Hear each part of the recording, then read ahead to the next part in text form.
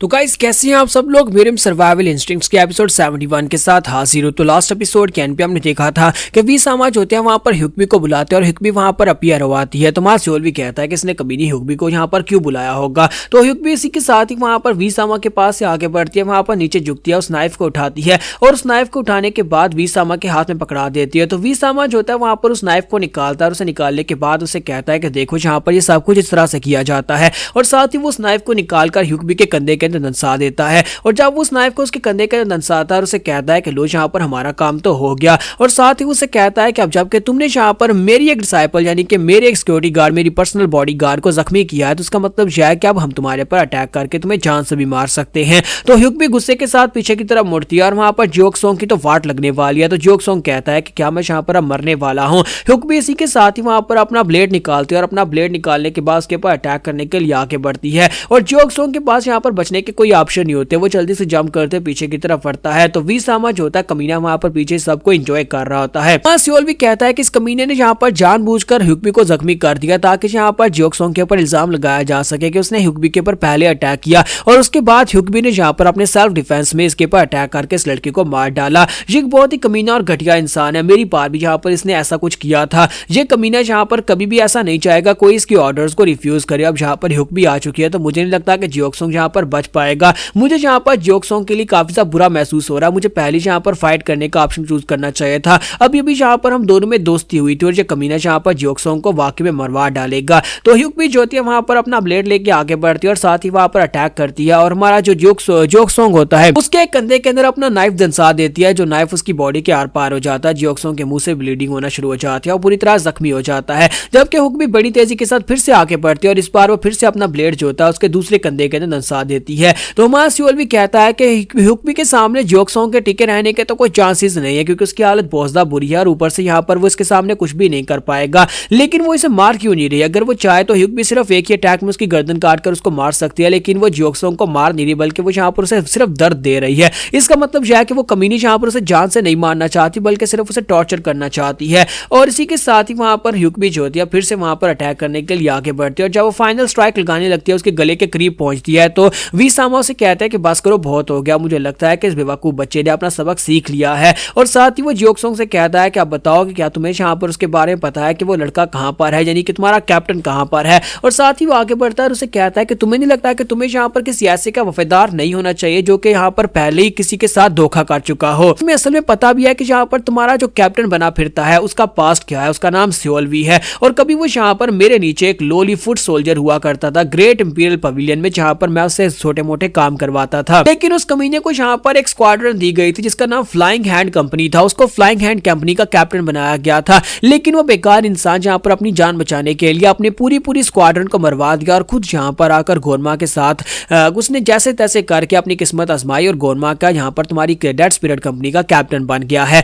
उसकी वजह से उसकी पूरी की पूरी स्क्वाड के मेंबर्स मारे गए। क्या तुम्हें पता है कि उसकी पहली स्क्वाड के मेंबर्स कैसे मारे गए थे? क्योंकि उसने उन सभी लोगों को छोड़ दिया था। उसने वक्त आते वक्त जब वहां पर उसे पता चला कि मिशन खतरनाक है तो उसने पहली वहां पर से भागने का फैसला किया और गोरमा के पास चला गया। इसलिए मुझे नहीं लगता कि तुम्हारे जैसे कमांडर को ऐसे किसी कैप्टन के साथ वफादार होना चाहिए। तुम्हारा सियोल भी कहता है कमीना कहीं का, इसे सारी की सारी कहानी पहले से पता है और उसे यह भी पता है कि मैंने इसके पास से मैप को चोरी किया है। उसी के साथ ही वी सामा उसे कहता है कि अब यहाँ पर देखो तुम्हारे जख्म कितने ज्यादा सीरियस हैं, क्या तुम्हें वाकई में लगता है कि तुम किसी ऐसे कैप्टन के लिए अपनी जान देना चाहोगे जिसे तुम्हारी बिल्कुल ही परवाह नहीं है, जो कि तुम्हें मरने के लिए यहाँ पर छोड़कर जा सकता है? तो जल्दी से यहाँ पर बताओ कि तुम्हें यहाँ पर कैप्टन के बारे में क्या पता है। अगर तुम कैप्टन की लोकेशन बता दोगे तो फिर हम तुम्हें जाने देंगे, तुम जाकर अपना इलाज कर सकते हो। जबकि हमारा सियोल भी जो होता है वहां पर जोक सोंग की तरफ देख रहा होता है कि जोक सोंग को यहाँ पर उसका एड्रेस बता देना चाहिए कि मैं कहाँ पर हूँ, क्योंकि जोक सोंग के पास और कोई ऑप्शन नहीं है। तुम्हारा सियोल भी कहता है कि मुझे लगता है ये लड़का यहाँ पर मेरे बारे में बता देगा, लेकिन जोक सोंग इसी के साथ ही कहता है कि मुझे याद आ गया। तो लॉर्ड वी सामा उसे कहता है कि हाँ बताओ तुम्हें क्या याद आ गया, क्या तुम्हें पता है कि वो कहाँ पर है? तो वो कहता है कि हाँ मुझे पता है, लेकिन वो बहुत ही धीरे सी आवाज में बात करता है।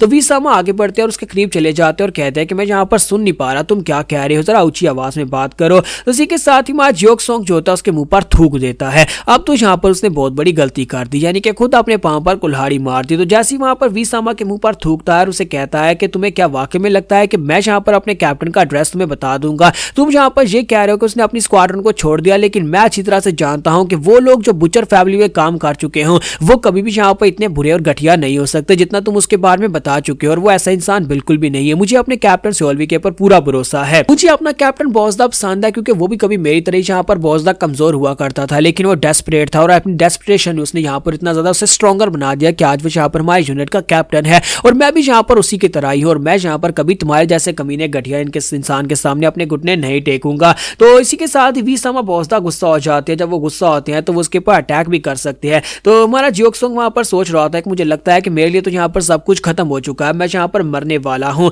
लेकिन इसके बावजूद मैं यहाँ पर ये करना चाहता था और मैंने तुम्हारे मुंह पर थूक कर अच्छा ही किया। और इसी के साथ जियोक्सुंग वहीं पर ग्राउंड के ऊपर गिर जाता है, अपनी तलवार पकड़े पकड़े वहीं पर बेहोश हो जाता है। तुम्हारा सियोल्वी जो होता है ऊपर से ये सब कुछ देख रहा होता है। फिर से सियोल्वी के पास वहां पर ऑप्शन आता है और अब यहाँ पर हमारा सियोल्वी सोच रहा होता है कि क्या मैं यहाँ पर बस इन सभी फैसलों को अवॉइड करता रहूंगा, कब तक मैं यहाँ पर अपनी जिंदगी से भागता रहूंगा, कब तक मैं यहाँ पर यही सोचता रहूंगा कि मुझे यहाँ पर मरने के डर से इन सभी फैसलों को चेंज करना चाहिए, क्योंकि जियोक्सुंग वहां पर मेरी वजह से मरने वाला है। अगर मैंने कुछ नहीं किया तो जियोक्सुंग वहां पर मारा जाएगा। अब मैं यहाँ पर एक डरपोक बनकर पीछे रहकर सिर्फ और ज्यादा वेट नहीं कर सकता। जियोक्सुंग कहता है कि इस वक्त मेरे पास 2 लाइव्स हैं, अपनी 2 लाइव्स के साथ अगर मैं यहाँ पर इस मिशन को अचीव कर लेता हूँ, कम से कम वहां पर ह्यूगबी को मार सकता हूँ और ह्यूगबी को मारकर उसकी 4 लाइव्स मुझे मिल सकती हैं। तो सियोल्वी फाइट के ऑप्शन को चूज करता है और इसी के साथ ही सियोल्वी जो होता है अपनी रियल बॉडी में आ जाता है और वहीं पर से आने के बाद सियोल्वी अब अपनी तलवार निकालता है और कहता है कि मेरे पास यहाँ पर एक ही चांस मिलने वाला है उनके पास सरप्राइज अटैक करने का। और सियोल्वी वहां पर कहता है कि मैं यहाँ पर फाइटिंग मोड में एंटर हो सकता हूँ। तो सियोल्वी के पास विंडो ओपन होती है और उसे कहा जाता है कि वहां पर 2 या 2 से ज्यादा दुश्मन हो तो फिर तुम यहाँ पर आप चूज कर सकते हो कि तुम्हें कौन से टारगेट को चूज करना है और तुम्हें किसके ऊपर अटैक करना है। तो सियोल्वी से ऑप्शन दिया जाता है कि तुम किसके ऊपर अटैक करना चाहोगे। तो सियोल्वी कहता है कि वीसामा के पास सरप्राइज अटैक करने का कोई फायदा ही नहीं है क्योंकि उसकी हेल्थ इस वक्त मिलियंस में है। तो मैं यहाँ पर ह्यूगबी को चूज करूंगा क्योंकि ह्यूगबी का कंधा पहले से यहाँ पर जख्मी है, जिसकी वजह से उसे पहले से डैमेज पहुंचा है। तो मैं यहाँ पर उसी के ऊपर अटैक करना चाहता हूँ। तो सियोल्वी वहां पर अपने स्पेशल अटैक को यूज करने वाला है और उसे यहाँ पर एक ही मौका मिलेगा। वो अपने सिमुलेशन मोड को एक्टिवेट करता है और वहां पर एक पावरफुल अटैक करने वाला है और वो ह्यूगबी के ऊपर होगा। वहां पर जबरदस्त एनर्जी निकलती है और ह्यूगबी के ऊपर अटैक होता है। सियोल्वी अपनी स्पेशल टेक्निक के साथ जब ह्यूगबी के ऊपर अटैक करता है तो ह्यूगबी जो होती है पीछे की तरफ फटती है और साथ ही सियोल्वी को फिर से उसे ऑप्शन दिया जाता है कि तुम्हें यहाँ पर ह्यूगबी की कमजोरी मिल गई है, तुम क्या करना चाहोगे। तुम्हारे सियोल्वी के पास जो ऑप्शंस होते हैं उनमें से इल्वोन्सु स्कूल की टेक्निक जो होती है वो सबसे परफेक्ट होती है। तो सियोल्वी कहता है कि मेरे पीछे इस वक्त वीसामा खड़ा है, मेरे सामने ह्यूगबी है, मुझे यहाँ पर एक ही मौका मिलने वाला है अटैक करने का। तो मैं यहाँ पर अपनी सबसे परफेक्ट टेक्निक को यूज करूंगा जो कि यहाँ पर काफी ज्यादा बेहतर है, जिसके फेल होने के चांसेस बहुत ज्यादा कम है। सियोल्वी कहता है तो फिर ठीक है, अब यहाँ पर इसी के साथ ही आगे बढ़ूंगा। और सियोल्वी वहां पर इल्वोन्सु स्कूल को यूज करते हुए सामने की तरफ अपनी स्ट्राइक लगाता है।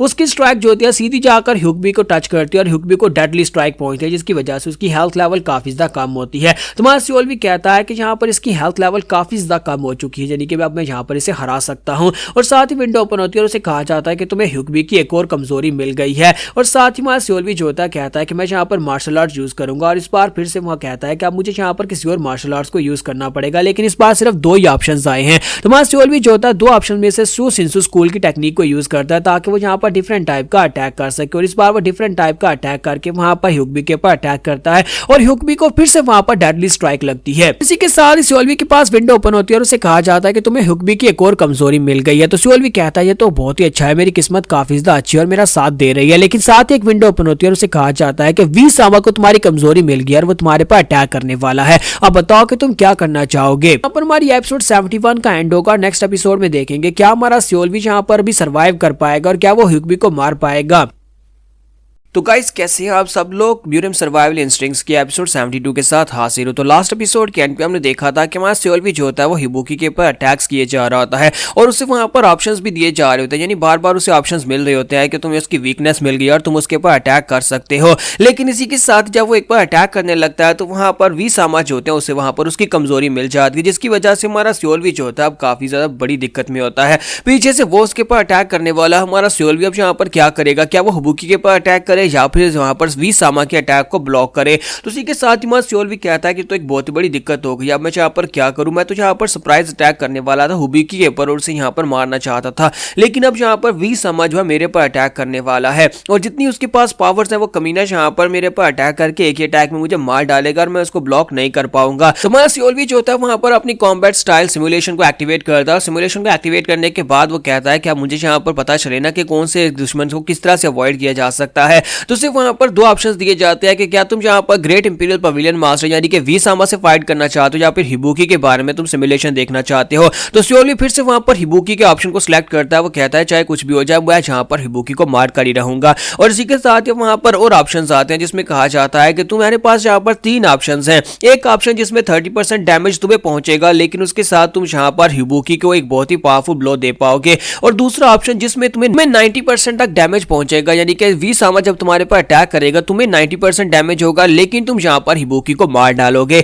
तुम्हारा सियोल भी कहता है कि आज यहाँ पर आर्जा पार की बात है, मेरे पास दो चांसेस हैं और मैं यहाँ पर हिबुकी को मार कर रहूंगा। अगर वो मर गई 90% डैमेज के साथ भी तो कोई बात नहीं, कम से कम मुझे यहाँ पर उसकी 4 लाइव्स तो मिल ही जाएंगी। मेरा मकसद आज यहाँ पर हिबुकी कमीनी को मारना है और उसकी 4 लाइव्स को लेना है। तुम्हारा सियोल भी कहता है कि मैं यहाँ पर 90% के साथ आगे बढ़ूंगा और वो कंटिन्यू करता है और सिस्टम उसे बताता है कि तुम्हें क्या क्या करना है और ये बड़ी तेजी के साथ करना पड़ेगा क्योंकि उसके पीछे वी सामा जैसा ट्रांसेंडेंट राम का एक डीमन मास्टर है जो कि उसके ऊपर अटैक करने के लिए आगे बढ़ रहा है। तो इसी के साथ ही जब वहां पर मास्टर वी सामा उसके ऊपर अटैक करने के लिए उसके करीब पहुंचता है तुम्हारा सियोल भी कहता है कि बस यहाँ पर जिस तरह से सिस्टम मुझे कहता है मुझे वैसे ही करना होगा। तो वी सामा पीछे से पहुंच आते हैं और अपनी फायर पावर के साथ सियोलवी के ऊपर अटैक करते हैं और सियोलवी का सिस्टम उसे बता रहा होता है कि तुम्हें वहां पर जब वो अटैक करेगा उसी वक्त अपनी तलवार को घुमाकर उसकी पावर को सामने की तरफ रीडायरेक्ट करना है। तो सियोलवी के ऊपर वहां पर पीछे से अटैक होता है। जैसे ही वो अटैक होता है वो बहुत ही पावरफुल फायर ब्लेज अटैक होता है। तो वी सामा अपनी फायर के साथ अटैक करते हैं और हमारा सियोलवी जो होता है उसी की फायर को वहां पर अपनी तलवार के साथ कंट्रोल करता है। तो सियोलवी को सिस्टम बता रहा होता है कि तुम्हें ये कैसे करना है।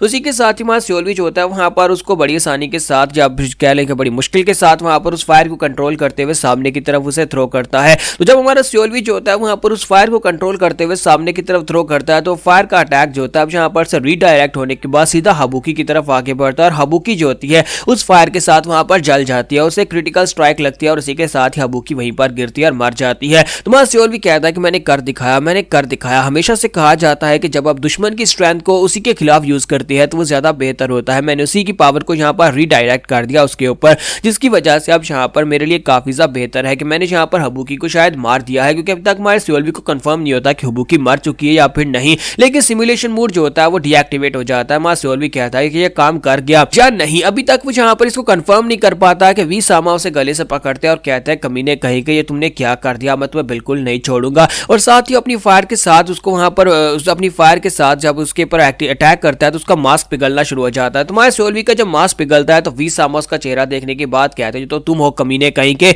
ये तुम ही हो, यानी कि फ्लाइंग हैंड कंपनी का वो लड़का जो कि यहाँ पर मेरे पास से मैंने सन आर्काइव में बेचा था। तुम्हारा सियोलवी से कहता है क्या तुम मुझे यहाँ पर देखकर सरप्राइज्ड हो रहे हो, मुझे लगता है कि तुम्हें यहाँ पर अब समझ आ गई होगी कि तुम्हारा डाउनफॉल स्टार्ट हो चुका है। देखो तो जरा तुम्हारे जैसा एक ग्रेट लॉर्ड यहाँ पर बस खड़ा रहा और उसकी साथी यहाँ पर मारी गई। तुम्हारी पर्सनल बॉडीगार्ड को मैंने यहाँ पर तुम्हारी आंखों के सामने मार दिया। इसका मतलब यह है कि तुम इतने महान नहीं हो, तुम एक ऐसे घटिया कमीने इंसान हो जो कि अपने सबऑर्डिनेट्स को छोड़ देते हो, तुम बीच रास्ते में अपने सबऑर्डिनेट्स को छोड़ देते हो। तुम्हारा सियोलवी से कहता है कि तुमने जहां पर इसे छोड़ा अब जहां पर तुम मेरे हाथ से एक ना एक दिन जरूर मरोगे। लेकिन इसी के साथ वी सामा जो होता है अपनी फायर के साथ हमारे सियोलवी की बॉडी को जला देते हैं, जबकि हमारा सियोलवी जो होता है वहां पर साइड के ऊपर अपने दोस्त जियोक्सोंग की तरफ देख रहा होता है कि जियोक्सोंग अभी तक जिंदा है। तो वो कहता है चलो शुक्र है कि कम से कम जियोक्सोंग अभी तक जिंदा है। और साथ ही हमारा सियोलवी जो होता है वो मर जाता है, मरने के बाद दोबारा से रीस्टार्ट करता है और अपने रूम के अंदर होता है। तो वो कहता है कमीना कहीं का, उस कमीने ने यहाँ पर अपनी mass demon style in me whole body, जिसमें यहाँ पर उसने पूरी फायर के साथ मेरी बॉडी को जलाकर राख कर दिया, उस टेक्निक के साथ मुझे मारा और अभी तक मुझे यहाँ पर दर्द महसूस हो रहा है। लेकिन जैसे हमारा सियोलवी वहां पर अपने पास मिरर उठाकर अपना सर देखता है तो उसके ऊपर वहां पर 5 कॉइंस लिखा होता है, यानी कि उसने हिबुकी को मार डाला था और उसके मरने के बाद अब यहाँ पर उसकी 4 लाइफ्स जो है हमारे सियोलवी को मिल चुकी हैं। तो हमारा सियोलवी जो होता है वो इस बात से काफी ज्यादा खुश होता है, कहता है तो शुक्र है कि मैंने कम से कम यहाँ पर हिबुकी को तो मार डाला। तो अब मुझे यहाँ पर इतना पता है कि अगर मैं कोशिश करूं तो मैं यहाँ पर हिबुकी को मार सकता हूं, लेकिन वी सामा को मारना फिलहाल के लिए मेरे बस की बात नहीं है। उस कमीने के पास 30 मिलियन की फाइटिंग पावर और 30 मिलियन की हेल्थ है। मैं चाहे यहाँ पर कितनी लाइव्स लेकर क्यों ना आ जाऊं, मैं उस कमीने को नहीं मार पाऊंगा। फिलहाल के लिए मुझे यहाँ पर अपने आप को स्ट्रांग बनाने के ऊपर फोकस करना चाहिए क्योंकि फिलहाल के लिए तो मैं बिल्कुल भी रेडी नहीं हूँ। तो सियोलवी कहता है कि कम से कम मैं यहाँ पर अपना आधा बदला तो ले पाया हूँ, लेकिन मुझे लगता है कि अभी तक यहाँ पर वी सामा ने मेरा रियल चेहरा नहीं देखा। अगर उसे मेरे बारे में पता होगा कि ये मैंने किया है, मैंने उसके पास से मैप को चोरी किया और उसके बाद आकर गोनमा को दे दिया, तो वो इस बात से और भी ज्यादा गुस्सा होगा। अब जबकि उसने यहाँ पर जियोक्सोंग के पास से पूछने की कोशिश की थी कि मैं कहाँ पर हूँ, यानी कि वो हमारे कैप्टन को ढूंढ रहा है, इस स्क्वाड्रन के कैप्टन को, मुझे नहीं ढूंढ रहा। अब क्योंकि मैं यहाँ पर दोबारा से अपनी लाइफ को रीस्टार्ट करके आया हूँ, तो इसका मतलब यह है कि जियोक्सोंग फिर से खतरे में है और जियोक्सोंग को मुझे वहां पर जाने से रोकना होगा। तो मास सियोल्वी कहता है कि और मेरी तलवार का क्या होगा, क्योंकि मास सियोल्वी को यहाँ पर वो डिवाइन वेपन जो था गोनमा ने खुद अपने पास से इनाम में दिया था, और लेकिन सियोल्वी ने मरने से पहले से अपने टूल बॉक्स के अंदर नहीं रखा था। तो सियोल्वी वहीं पर चलाना शुरू कर देता और कहता है कि ओ शिट, वो तो वहीं पर रह गया, क्योंकि जब वहां पर उसने मारा था, वी सामा ने मुझे मारा था, उस वक्त वो तलवार मेरे हाथ में थी और वहीं पर उस तलवार को अपने हाथ में लेकर मैं मर गया था। तो इसका मतलब यह है कि वो तलवार अब मुझे दोबारा नहीं मिल पाएगी। लेकिन साथ ही मां सियोली वहां पर सोच रहा था, अगर वहां पर मैं मर गया था और मेरा सिस्टम वहीं पर से पूरी तरह से रीस्टार्ट हुआ है, तो इसका मतलब ये भी हो सकता है कि मेरी तलवार अभी तक वहीं पर कहीं पर पड़ी हो। मुझे लगता है कि मेरी तलवार वहां पर हो सकती है, ये सिर्फ गैस है, लेकिन हो सकता है कि मेरी तलवार वहीं पर पड़ी हो। मुझे भी बस यहाँ पर से जाना होगा। जब जियोक्सोंग को मैं मिलने के लिए जाऊंगा गार्डन की तरफ, तो वहां पर रास्ते में जाकर अपनी तलवार को भी देख लूंगा। तो यहीं पर से वो अपने ऑप्शंस को सिलेक्ट करता है और सीधा उस जगह के पर पहुंच जाता है जहां पर जियोक्सोंग होता है। जियोक्सोंग के पास जाता है तो जियोक्सोंग भी इसे देखकर काफी हैरान होता है और कहता है कैप्टन आप यहाँ पर क्या कर रहे हैं।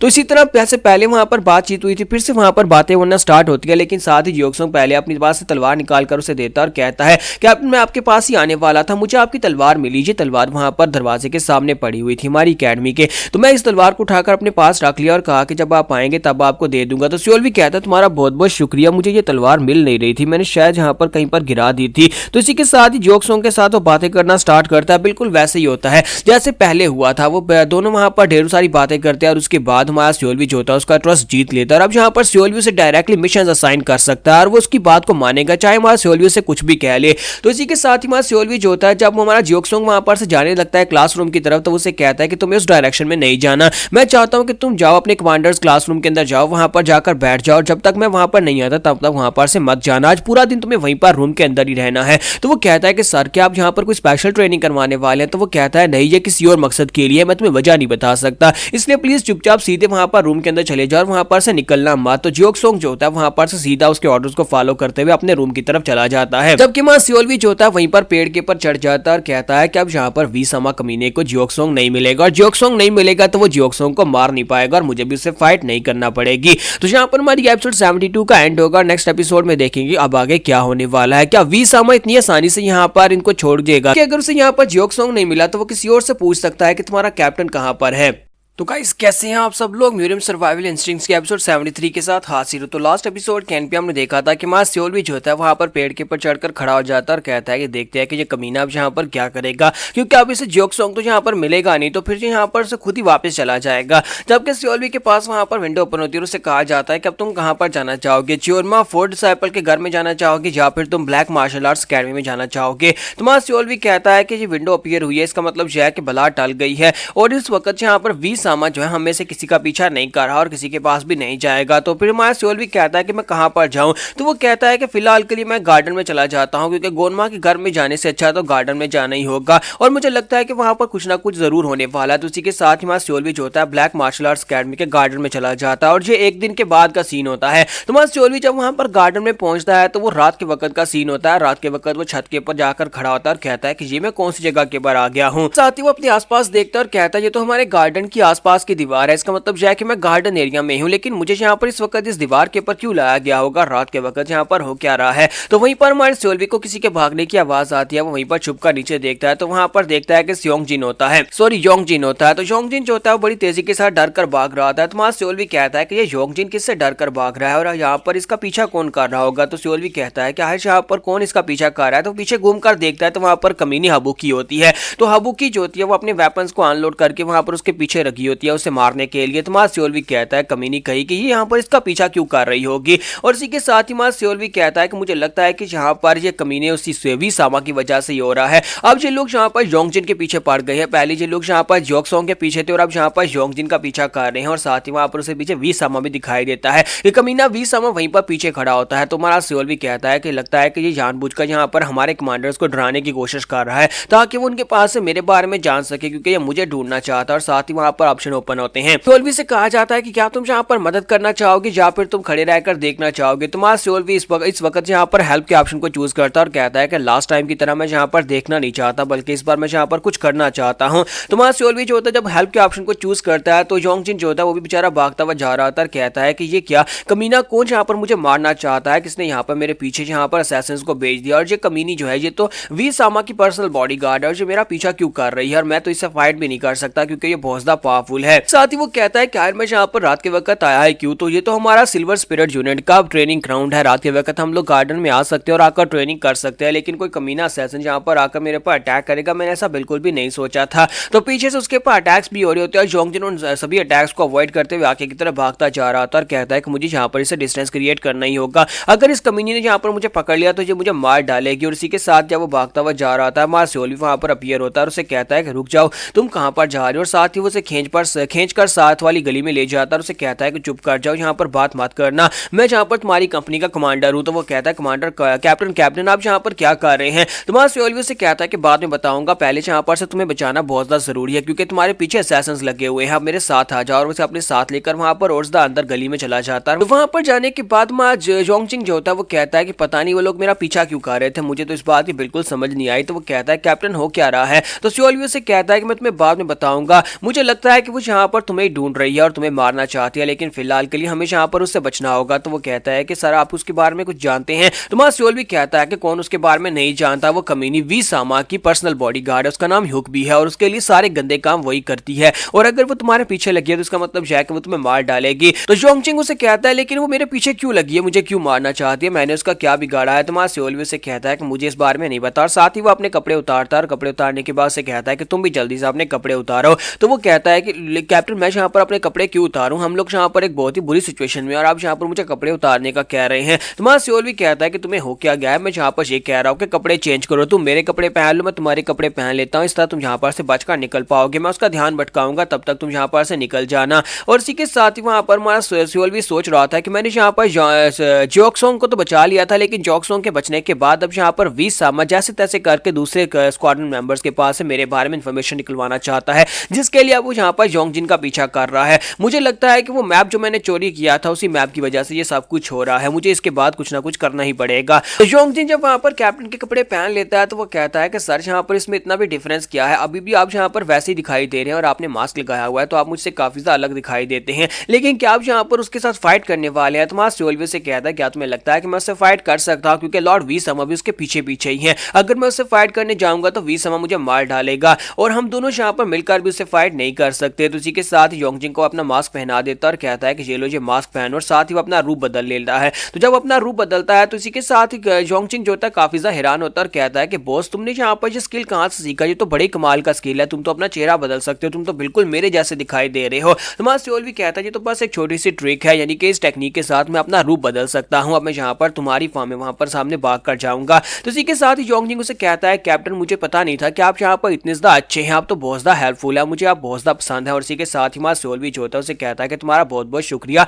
और साथ ही सोल्वी के पास विंडो ओपन होती है और उसे कहा जाता है कि योंगजिन के लिए तुम्हारी लाइकेबिलिटी 100% तक बढ़ चुकी है, अब तुम यहाँ पर योंगजिन को कोई भी मिशन दे सकते हो और वो तुम्हारी हर बात मानेगा। तुम्हारा सोल्वी कहता है ये तो बहुत ही अच्छी बात है कि 2 कंपनी कमांडर्स ऐसे हैं जो कि अब इस वक्त यहाँ पर 100% तक पहुंच चुके हैं। तुम्हारा सोल्वी जो होता है वहां पर उसके पास 2 ऑप्शंस होते हैं कि वो यहाँ पर उससे सवाल पूछ सकता है। तुम्हारा सोल्वी वहां पर उससे पूछता है कि मैं यहाँ पर इससे क्या पूछूं, तो दूसरा ऑप्शन जो होता है वो ज्यादा मजे का होता है, उसमें ये होता है कि तुम यहाँ पर अपनी सिमुलेशन कॉम्बैट स्टाइल को अपग्रेड करवा सकते हो। तो सोल्वी कहता है क्या मैं यहाँ पर इससे कुछ पूछकर अपने सिमुलेशन स्टाइल को अपग्रेड करवा सकता हूँ। तो सोल्वी उससे पूछता है कि क्या तुम्हें यहाँ पर सिमुलेशन मोड को अपग्रेड करने के बारे में कुछ पता है। तो योंगजिन इसी के साथ से वहां पर डिटेल्स बताता है कि कैसे तुम यहाँ पर इसको अपग्रेड कर सकते हो, और अपग्रेड के बारे में उसे बताता है कि अपग्रेड का जो सेकंड अपग्रेड होगा उसमें तुम ये कर सकते हो कि तुम अपनी मर्जी से यहाँ पर कुछ पूछ सकते हो, अपने सिस्टम को कह सकते हो कि कौन सा अटैक करना है, यानी कि तुम उसे बता सकते हो कि अटैक करना है, भागना है, या फिर सिचुएशन क्या है, किसके बारे में, कितने एनिमीज हैं, उनमें से किसके ऊपर तुमने अपने सिमुलेशन को रन करना है। तुम्हारा सेकंड अपडेट जो होता है वो यही होने वाला है। तुम्हारा सोल्वी इस बात से काफी ज्यादा खुश होता है और कहता है कि इसका मतलब यह है कि सिमुलेशन मोड पहले से ज्यादा बेहतर हो गया है। अब पहले मुझे यहाँ पर सिर्फ और सिर्फ फाइटिंग के मोड में सिमुलेशन को यूज करना पड़ता था, लेकिन अब मैं यहाँ पर भागने के लिए भी सिमुलेशन को यूज कर सकता हूँ। तो हमारा सोल्वी से कहता है ठीक है अब तुम जल्दी से अपने रूम में जाओ और बच कर रहना, और साथ ही हमारा सोल्वी छत के ऊपर चढ़ जाता है। छत के ऊपर जाने के बाद हबुकी की तरफ देखता है, हबुकी उसकी तरफ देखती है और उसका पीछा करना स्टार्ट करती है, जबकि हमारा सोल्वी जो होता है अपने सिमुलेशन मोड को एक्टिवेट करता है जो कि लेवल 2 पर है। सियोलवी जो होता है वो कहता है कि अब मैं यहाँ पर इस सिचुएशन में कैसे अपने सिस्टम से कहूंगा। तो सियोलवी कहता है कि मुझे लगता है कि अपने सिस्टम को बताना पड़ेगा। तो सियोलवी कहता है कि मुझे यहाँ पर हाबुकी से बचना है और मुझे बचने का रूट बताओ। तो जैसे वो अपने सिस्टम से कहता है कि मुझे इसका रूट बताओ कि मैं कहां से भागकर जाऊं तो बच सकता हूं, तो उसी के साथ ही वहां पर सियोलवी को पूरे का पूरा मैप दे दिया जाता है और साथ उसे कहा जाता है कि यहाँ पर नीचे एक रेड कलर का एरो आएगा, तुम्हें उसको फॉलो करना होगा। जहां जहां पर तुम्हें जो टेक्निक यूज करने का बोला जाएगा तुम्हें वहां पर वो टेक्निक यूज करनी होगी, तभी तुम यहाँ पर अपनी फास्ट स्पीड के साथ उससे बचकर जा सकते हो, वरना तुम नहीं बच पाओगे। इसी के साथ ही वहां सियोलवी जो होता है वहां पर एरो को देखता और कहता है कि मुझे लगता है कि इस डायरेक्शन में भागना है। और सियोलवी जो होता है बड़ी तेजी के साथ उस एरो का पीछा करता है। जैसे जैसे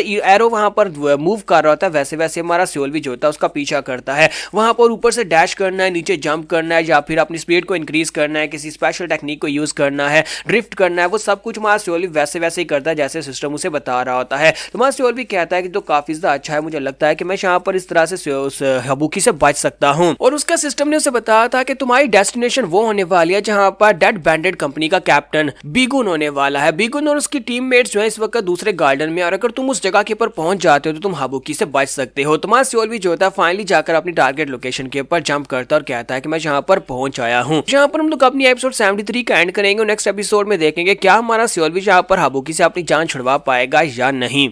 तो गाइस कैसे हैं आप सब लोग, म्यूरम सर्वाइवल इंस्टिंक्ट्स के एपिसोड 74 के साथ हाजिर हो। तो लास्ट एपिसोड के एंड पे हमने देखा था कि हमारा सियोलवी जो होता है अपनी टारगेट लोकेशन के ऊपर पहुंच जाता है। वहां पर पहुंचने के बाद साइड के ऊपर बिगुन और उसके कंपनी मेंबर्स खड़े होते हैं और वो लोग उसे कहते हैं कि तुम कौन हो, जहां पर हमारे एरिया में क्या कर रहे हो। तो वो सभी लोग जो होता है गुस्से के साथ उससे पूछ रहे होते हैं, लेकिन हमारा सियोलवी जो होता है वो पीछे की तरफ देखता है। वहां पर छत के ऊपर हाबुकी खड़ी होती है और हाबुकी को वो देखता है तो वहीं पर से वो गायब हो जाती है, क्योंकि अब वो यहाँ पर नीचे आकर उसके ऊपर अटैक नहीं कर सकती क्योंकि एक दूसरी स्क्वाड्रन के लोग वहां पर मौजूद हैं। तो हाबुकी के वहां पर चले जाने के बाद सियोलवी कहता है कि शुक्र है कि जान बची। तो बीगुन उसे कहता है कि क्या तुम बहरे हो, मैंने कहा कि क्या तुम सुन नहीं पा रहे, मैंने तुमसे पूछा कि तुम कौन हो, जल्दी से मेरे सवाल का जवाब दो। तुम्हारा सियोलवी उसे कहता है कि मैं यहाँ पर तुमसे फाइट नहीं करने के लिए आया मेरे दोस्त, मैं तो यहाँ पर तुम्हारा दोस्त हूँ। और साथ ही वो अपने चेहरे को नॉर्मल करता है और उसे कहता है कि कहीं तुम मुझे भूल तो नहीं गए मेरे दोस्त। तो ये देखने के बाद वो काफी ज्यादा हैरान होता है और कहता है कि तुम यहाँ पर इतनी रात के वक्त क्या कर रहे हो। तुम्हारा सियोलवी उसे कहता है कि बस यहाँ पर मैं तुमसे मिलने के लिए आया हूँ और तुम्हारा बहुत बहुत शुक्रिया, तुमने मेरी जान बचा दी। और इसी के साथ ही हमारा सियोलवी जो होता है वहीं पर खड़े खड़े फिर से गायब हो जाता है क्योंकि उसका सिस्टम जो होता है उसे फिर से गायब कर देता है। और उसके बाद दूसरी तरफ का सीन दिखाते हैं जहां पर वीसामा जो होते हैं वो हाबुकी से कहते हैं कि तुमने यहाँ पर इतनी बड़ी गलती कैसे कर दी कि उसे जाने दिया। तो वो कहती है सर मैंने यहाँ पर गलती नहीं की, बल्कि वहां पर दूसरी स्क्वाड्रन के लोग आ गए थे और वो बंदा काफी तेजी के साथ भागकर निकल गया जिसकी वजह से मैं उसे नहीं पकड़ पाई। तो वीसामा उसे कहते हैं चलो कोई बात नहीं, वैसे भी यहाँ पर उसे पकड़ना काफी ज्यादा मुश्किल था और इतने सारे लोगों की नजर में आए बिना तुम यहाँ पर उसका पीछा कर रही थी जिसकी वजह से तुम्हें काफी ज्यादा दिक्कत हुई होगी। फिर साथ ही उसे कहते चलो कोई बात नहीं, हम लोग यहाँ पर किसी और को ढूंढ लेंगे। और इसी के साथ ही वहां सियोलवी जो होता है ये सब कुछ देखने के बाद फिर से वहां पर वापस आ जाता है और उसका सिस्टम उसे कहता है कि अब तुम यहाँ पर क्या करना चाहोगे। और इस बार उसके पास सिर्फ एक ही ऑप्शन ओपन होता है जो कि गोरमा के घर का होता है। तो सियोलवी कहता है तो फिर चलो यहाँ पर गोरमा के घर में चलते हैं। तो इसी के साथ ही हमारा नेक्स्ट सीन जो होता है मैं 3 दिन के बाद का दिखाया जाता है कि हमारा सियोलवी फिर से एक ऐसी सिचुएशन का सामना करता है जहां पर सोरियोंग और जोरिम के पास वो पहुंचता है, जहां पर सोरियोंग और जोरिम दोनों यहाँ पर किसी से फाइट कर रहे होते हैं। उनके ऊपर वहां पर अटैक होता है, कुछ लोग होते हैं मिस्टीरियस जिन्होंने मास्क पहने होते हैं वो उनके ऊपर अटैक कर रहे होते हैं। तो सियोलवी कहता है कि अब ये कमीने लोग कौन है। तो सिर्फ वहां पर उनकी विंडोज दिखाई देती है कि ये ग्रेट इंपीरियल पवेलियन के एलीट एजेंट्स हैं। तो उनके नाम भी वहां पर होते हैं, लेकिन मुझे नाम लेने की जरूरत नहीं है क्योंकि ये सभी लोग वैसे भी मरने वाले हैं। वो जो एलीट एजेंट्स होते हैं वो भी यहाँ पर वीसामा की तरफ से भेजे गए होते हैं। तो वीसामा जब खुद यहाँ पर किसी को पकड़ नहीं पाता तो वो अपने एलीट एजेंट्स को भेजता है ताकि वो यहाँ पर आकर इनमें से किसी एक को पकड़कर लेकर जाए या फिर इनसे सवाल पूछ सके कि तुम्हारा कैप्टन कहाँ पर है। तुम्हारा सियोलवी कहता है कि ये चीजें तो हाथ से निकलती जा रही है, ये कमीने यहाँ पर बार बार आते जा रहे हैं और इस बार तो यहाँ पर हमारी सोरियोंग और साथ में जोरिम दोनों के पीछे उन्होंने एलीट सोल्जर्स को भेज दिया है और सारी एलीट सोल्जर्स जो है इन दोनों से ज्यादा स्ट्रॉन्गर है और जो दोनों यहाँ पर उनके सामने कुछ नहीं कर पाएंगे। तो जोरिम चलाकर कहता है कि तुम कमीने लोग कहाँ पर से आए हो और तुम लोग यहाँ पर हमसे क्या जानना चाहते हो, हमें यहाँ पर कुछ भी नहीं पता। और हमारी जो सोरियोंग होती है वो भी कहती है कि हमें कुछ नहीं पता। जब किसी के साथ एक एलीट सोल्जर उसे कहता है हम लोग तो बस यहाँ पर अपने सवालों के जवाब चाहते हैं, हम तुम्हें मारेंगे नहीं, बस हमारे सवालों के जवाब दे दो, बताओ कि तुम्हारा कैप्टन कहाँ पर है, तुम्हारे डेड स्पिरिट कंपनी का कैप्टन कहाँ पर है। तुम्हारा सियोलवी कहता है कि मैं यहाँ पर क्या करूँ, ये लोग तो यहाँ पर मेरे पीछे हैं, वीसामा ने यहाँ पर इन लोगों को भेजा होगा, तो मुझे लगता नहीं है कि ये लोग इतनी आसानी से मेरी जान छोड़ने वाले हैं। तो जोरिम उसे कहता है अपनी बकवास बंद करो, हम तुम यहाँ पर अपने कैप्टन के बारे में क्यों बताएंगे। तो वो कहता है लगता है कि इतनी आसानी से तुम लोग नहीं बताने वाले, तुम्हें टॉर्चर करना पड़ेगा तभी तुम दोनों यहाँ पर बताओगे कैप्टन कहाँ पर है। तो जोरिम कहता है कि अचानक से यहाँ पर ये क्या हो गया, ये लोग यहाँ पर कहाँ से आए और कैप्टन के बारे में क्यों पूछ रहे हैं। और साथ ही जोरिम उनसे कहता है कि जब लॉर्ड गौरमा को इस बारे में पता चलेगा तो फिर तुम सभी लोगों के साथ बहुत ही बुरा होने वाला है। और उसे कहते हैं कि ये कमीने लोग यहाँ पर हमारे सामने पहुंचा और हमारे गार्डन के अंदर है, इसका मतलब यह है कि लॉर्ड गौरमा भी यहाँ पर आकर हमें नहीं बचा पाएंगे क्योंकि वो यहाँ पर होंगे नहीं। तो इसी के साथ उनके पास अटैक होना शुरू हो जाता है। सोरियोंग और जोरिम दोनों वहां पर अपने आप को बचाने की कोशिश कर रहे होते हैं। हमारा सियोल भी कहता है कि यहाँ पर तो फाइट स्टार्ट हो चुकी है और दोनों इतने स्ट्रॉन्ग नहीं है कि अपने आप यहाँ पर इनसे बच सके, इनके पास यहाँ पर फाइट जीतने के कोई चांसेस नहीं है। और उसके पास विंडो ओपन होती है और उसे कहा जाता है कि तुम क्या करना चाहोगे। तो सियोल भी कहता है कि अब मुझे यहाँ पर फाइट ही करनी होगी क्योंकि हर बार मैं यहाँ पर भाग नहीं सकता। लास्ट टाइम सोरियोंग के साथ जो कुछ भी हुआ था मैं वो सब कुछ दोबारा से होते हुए नहीं देख सकता और मैं सोरियोंग और जोरिम दोनों को अपनी वजह से मरने कैसे दे सकता हूँ। और इसी के साथ ही हमारा सियोल भी वहां पर फाइट के ऑप्शन को चूज करता है। वहीं पर पेड़ के ऊपर अपीयर हुआ था और वहां पर से नीचे की तरफ जंप करता है। सबसे पहले वहां पर एक के ऊपर अटैक करता है। तुम्हारा सियोल भी साथ ही अपने सिमुलेशन मोड को भी एक्टिवेट कर लेता है जहां पर उसका लेवल 2 से कहता है कि तुम्हें क्या करना है। तुम्हारा सियोल भी कहता है कि मुझे बताओ कि इन सभी एलीट एजेंट्स को एक साथ कैसे मारा जाए। तो सिस्टम जो होता है वहां पर उसका सोल्यूशन निकालता है और उसे कहता है कि तुम यहाँ पर इन सभी को मार सकते हो लेकिन तुम्हें यहाँ पर 60% तक डैमेज पहुंचेगा। तो क्या तुम ये करने को तैयार हो। तो सियोल भी कहता है कि हाँ मैं करने को तैयार हूं। अगर मैं इन सभी एलीट सोल्जर्स को यहाँ पर मार डालता हूं तो 60% डैमेज तो कुछ भी नहीं है। और इसी के साथ ही हमारा सियोल भी जो होता है आगे बढ़ता है, सबसे पहले एक को मार डालता है, दूसरा आगे बढ़ता है और कहता है कि तुम कौन हो, यहाँ पर तुमने हमारे साथी को कैसे मार डाला। तो सियोल भी कहता है कि जिसको तुम ढूंढ रहे हो मैं वही हूँ। और वहीं पर वो अपनी सो शिंसु स्कूल की एलिमेंटल टेक्निक को यूज करते हुए सामने की तरफ अटैक करता है और वहां पर आइस के साथ दूसरे वाले को भी मार डालता है। जबकि बाकी के दो जो होते हैं वो कहते हैं कि हमें बड़ी तेजी के साथ आगे बढ़ना होगा। जबकि हमारा सियोल भी उन दोनों के ऊपर भी अटैक करता है और उनको भी मार डालता है। अब एक पीछे से निकलता है तो सियोल भी कहता है कि यहाँ पर तो कुछ ज्यादा ही है, मुझे लगता है कि मुझे यहाँ पर इसी अटैक को फेस करना होगा क्योंकि वो जब उसके ऊपर स्ट्राइक लगाता है तो सियोल भी वहां से बचकर निकल नहीं पाएगा। तो वो कहता है मुझे लगता है किसी स्ट्राइक के साथ मुझे यहाँ पर 60% डैमेज पहुंचने वाला है जो कि सिस्टम ने मुझे बताया था।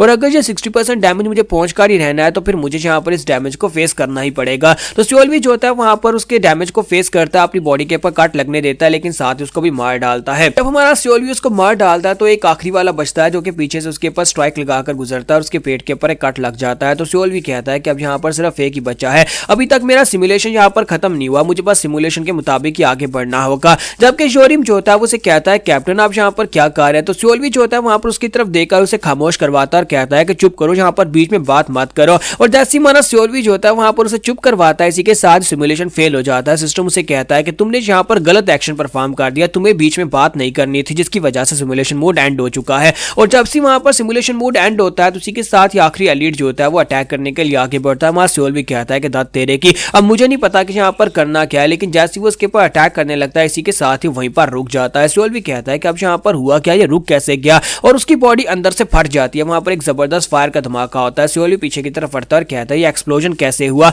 एक सोल्जर की बॉडी अपने आप तो यहाँ पर फट नहीं सकती, ये सिर्फ और सिर्फ एक ही बंदा कर सकता है। तो वीसा में वहां पर आते हैं और कहते हैं कि देखो तो यहाँ पर इन लोगों की हिम्मत तो देखो, ये लोग यहाँ पर आकर तुम्हारी स्क्वाड्रन के ऊपर अटैक कर रहे हैं। और वो वहां पर आने के बाद उनकी जान बचाते हैं और कहते हैं कमीने कहीं के, इन लोगों की हिम्मत कैसे भी यहाँ पर लॉर्ड गौरमा के डिसाइपल्स के ऊपर आकर अटैक करने की। तो जोरिम कहता है कि सर आप यहाँ पर क्यों आए हैं। तो इसी के साथ ही वहां पर आने के बाद वीसामा जो होता है चुटकी बजाता है और वहां पर जितने भी एलीट मेंबर्स होते हैं सभी की डेड बॉडीज को फोड़ देता है, सभी की बॉडीज वहीं पर जलकर खाक हो जाती है, यानी कि वो वहां पर सबूत मिटा रहा था। तो सियोल भी कहता है कमीना कहीं का, इसने पहले यहाँ पर अपने एजेंट्स को भेजा हमें पकड़ने के लिए या फिर मेरी डिटेल्स निकलवाने के लिए, और उसके बाद खुद ही यहाँ पर सबूत मिटाने के लिए अपने ही लोगों को मार डाला है। ये एक बहुत ही घटिया इंसान है, इसके बारे में मुझे इतना तो पता है कि इसके अंदर दिल नहीं है, जिसकी वजह से यहाँ पर ये अपने ही लोगों के साथ ऐसा कर सकता है, अपने लोगों को यह कीड़े मकोड़ों की तरह ही समझता है। तो वीसामा कहता है कि तुम सभी लोग बच गए, मैंने यहाँ पर तुम्हें बचा लिया, वरना ये लोग तो तुम्हें मार ही डालते। साथ ही वीसामा जो होते हैं वहां पर हमारे सियोल के पास आते हैं और कहते हैं कि तुम तो यहाँ पर एक वॉरियर की तरह फाइट कर रहे थे, लड़के तुम कौन हो और तुम किसके लिए काम करते हो। तुम्हारे लुक्स को देखने के बाद मुझे यहाँ पर कुछ याद आ रहा है कि हम लोग पहले कभी मिले हैं, क्यों ना तुम यहाँ पर अपना मास्क उतार कर मुझे अपना चेहरा दिखाओ, क्योंकि तुम्हें नहीं लगता कि जिस बंदे ने तुम्हारी जान बचाई उसको तुम्हारा चेहरा तो कम से कम दिखना चाहिए,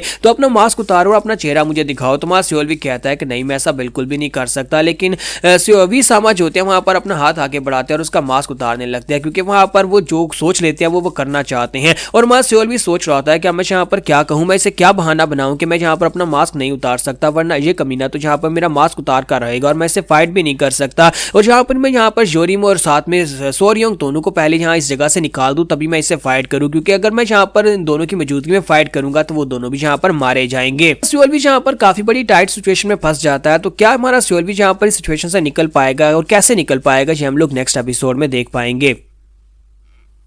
तो गाइस कैसे हैं आप सब लोग। म्यूरियम सर्वाइवल इंस्टिंक्ट्स के एपिसोड 75 के साथ हाजिर हूं। तो लास्ट एपिसोड के एंड पे हमने देखा था कि हमारे 20 समाज होते हैं हमारे सियोलवी से कह रहे होते हैं कि अपना मास्क उतारो, मैं यहाँ पर देखना चाहता हूँ, क्या तुम अपने सेवियर को अपना चेहरा नहीं दिखाओगे। लेकिन इसी के साथ ही हमारा सियोलवी सोच रहा था अगर इसने मेरा चेहरा देख लिया तो फिर तो उसे पता चल जाएगा कि मैं सियोलवी हूँ। और साथ ही साहिल के ऊपर से गोनमा निकल कर आ जाता है और कहता है कि ये क्या सर, आप यहाँ पर इतनी दूर से आज यहाँ पर आकर कर क्या रहे हैं और यहाँ पर हो क्या रहा है, मुझे बिल्कुल समझ नहीं आ रही, क्या कोई मुझे यहाँ पर समझाएगा कि यहाँ पर क्या हुआ है। तुम्हारा सियोलवी कहता है कि लॉर्ड गोनमा आप यहाँ पर, और इसी के साथ ही हमारा जो वी सामा होता है वो भी यहाँ पर उसे ग्रीट करता है क्योंकि जितने भी चोनमा के डिसाइपल्स हैं उन सभी का स्टेटस जो है वो इन एल्डर से ज्यादा हायर है। तो उसके सामने सर झुकाता है और उसे वहां पर ग्रीट करता है। जब किसी के साथ ही सियोलवी के पास विंडो ओपन होती है और उसे कहा जाता है कि अब यहाँ पर तुम्हें पार्ट 3 दिखाया जाएगा जिसमें वी सामा की ट्रू इंटेंशंस के बारे में तुम्हें पता चलेगा। और साथ ही वहां पर टाइम गुजरता है। टाइम गुजरने के बाद वहां सियोलवी जो होता है सीधा वहां पर गोनमा और वी सामा जहां पर रूम के अंदर बैठे बातें कर रहे होते हैं उस जगह के ऊपर पहुंच जाता है जहां पर हमारा वी सामा जो होता है वो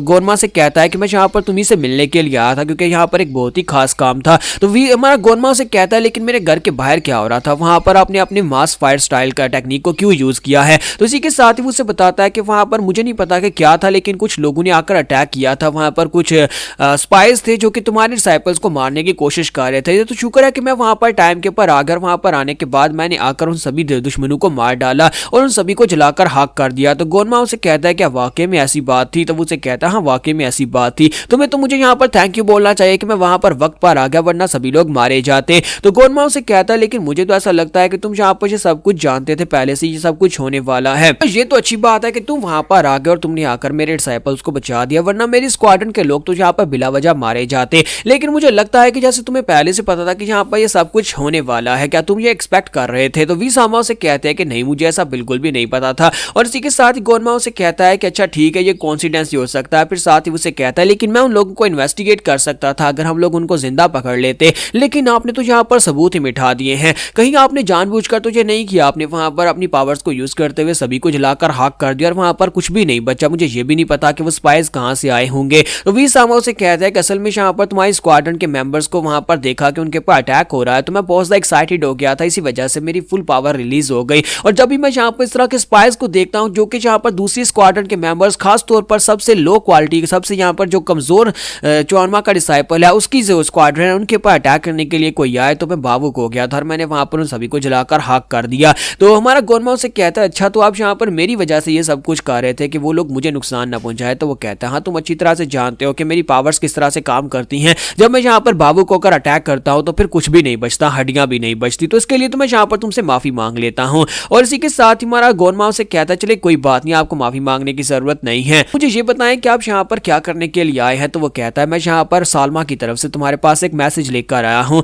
तो गोरमा कहता है कि बताएं कि वो क्या मैसेज लेकर आए। तो अपने पास एक पेपर निकालता और कहता है कि सालमा ने यहाँ पर मुझे कहने का कहा था लेकिन मैं वो बातें तुम्हारे साथ डायरेक्टली नहीं कर सकता क्योंकि तुम हमारे डीमन कल्ट लीडर के डिसाइपल हो, इसी वजह से मैं डायरेक्टली तुमसे वो बातें तो नहीं कर सकता, इसी वजह से मैं इस पेपर के ऊपर लिख कर लाया हूँ। तुम्हारा गोरमा उस पेपर के ऊपर पढ़ता है तो लिखा होता है कि जो भी तुम कर रहे हो वो करना बंद करो। तो गोरमा उस पेपर को वहीं पर उसको मोड़ तोड़कर उसकी बत्ती बनाता है और उसे कहता है क्या वाकई में यहाँ पर सालमा ने तुमसे ये कहने को कहा था। तो वो कहता है हाँ मुझे जैसा कहा गया था मैंने वैसे ही यहाँ पर लिखकर तुम्हारे सामने रिप्रेजेंट कर दिया है और मुझे यहाँ पर बस इसका जवाब चाहिए, मैं जाकर सालमा को बता दूंगा। तो इसी के साथ ही गोरमा जो होता है वहां पर उस पेपर को उसके मुंह पर दे मारता और कहता है कि ये लो ये मेरा जवाब है, इसे बत्ती बनाओ जाकर अपनी तशरीफ में दे लो। तो वो कहता है कि ये क्या बकवास हो रही है, क्या तुम वाकई में यहाँ पर सालमा को इस तरह से जवाब देना चाहते हो। तो गोरमा उसे कहता है कि तुमने कहा ना कि मुझे जवाब दो और मैंने यहाँ पर तुम्हें जवाब दे दिया, सालमा को इसी तरह से जाकर बता देना जो मैंने यहाँ पर तुम्हारे सामने कहा है। तो गोरमा सॉरी वी सामा जो होते हैं उसे कहते हैं कि क्या तुम्हें वाकई में लगता है कि ये अच्छा आइडिया है कि तुम यहाँ पर सालमा के साथ इस तरह से पंगा लेना चाहते हो।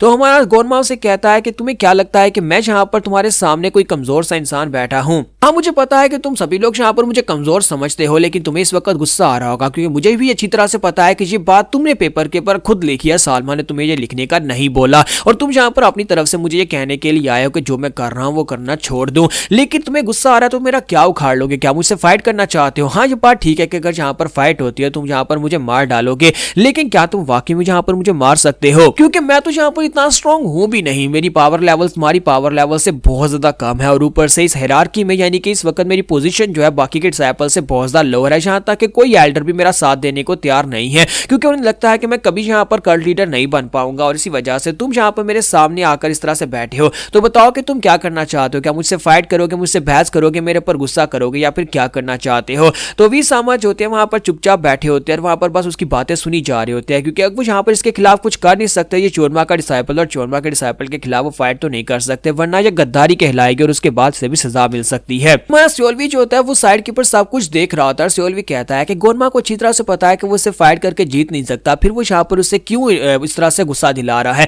क्या वो उसके पास इंफॉर्मेशन निकलवाना चाहता है, इसी वजह से उसे गुस्सा दिला रहा है? लेकिन वी सामा इतनी आसानी से यहाँ पर कुछ भी नहीं बताएगा। तो वी सामा उसे कहता है कि सर आप यहाँ पर क्या बात कर रहे हैं, मैं चोरमा के डिसाइपल्स को कैसे नुकसान पहुंचा सकता हूं, और आपसे फाइट करने के बारे में तो मैं कुछ कह भी नहीं सकता। और साथ ही वो उसे कहता है कि सालमा ने मुझे कहा था ये कहने के लिए, और मैं यहाँ पर पेपर के ऊपर लिखकर आपके पास ले आया। तो गोनमा उसे कहता है कि इस बात का क्या मतलब है? तो उसे कहता है कि इस बात का यही मतलब है जो मैंने आपसे कहा है। गोनमा के सभी डिसाइपल्स आपस में जिस तरह से फाइट करना चाहते हैं वो कर सकते हैं, लेकिन हम लोग एल्डर सिर्फ उनका साथ दे सकते हैं, हम एल्डर्स उनके ऊपर अटैक नहीं कर सकते। इसी के साथ ही वी सामा जो होते हैं उठकर खड़े हो जाते हैं और कहते हैं कि मुझे लगता है कि मुझे यहाँ पर से चले जाना चाहिए, और मैं लॉर्ड सालमा के सामने जाकर इस तरह की बातें बिल्कुल भी नहीं करूंगा। बस जाकर उसे बता दूंगा कि आपने यहाँ पर उनके ऑर्डर्स को नहीं माना। बाकी आपने यहाँ पर जितनी बातें की है, जितनी बहस की है, वो सारी की सारी मैं इसके सामने बिल्कुल भी नहीं रखूंगा। इसी के साथ ही वी सामा उसे कहता है तो फिर अब मैं यहाँ पर से जा रहा हूँ और जाकर मैं लॉर्ड सालमा को सब कुछ बताता हूँ। जबकि गोरमा उसे कहता है कि क्या वाकई में क्या तुम यहाँ पर उस चीज को ढूंढ चुके हो जो चीज तुम्हारे पास से गुम हो गई थी?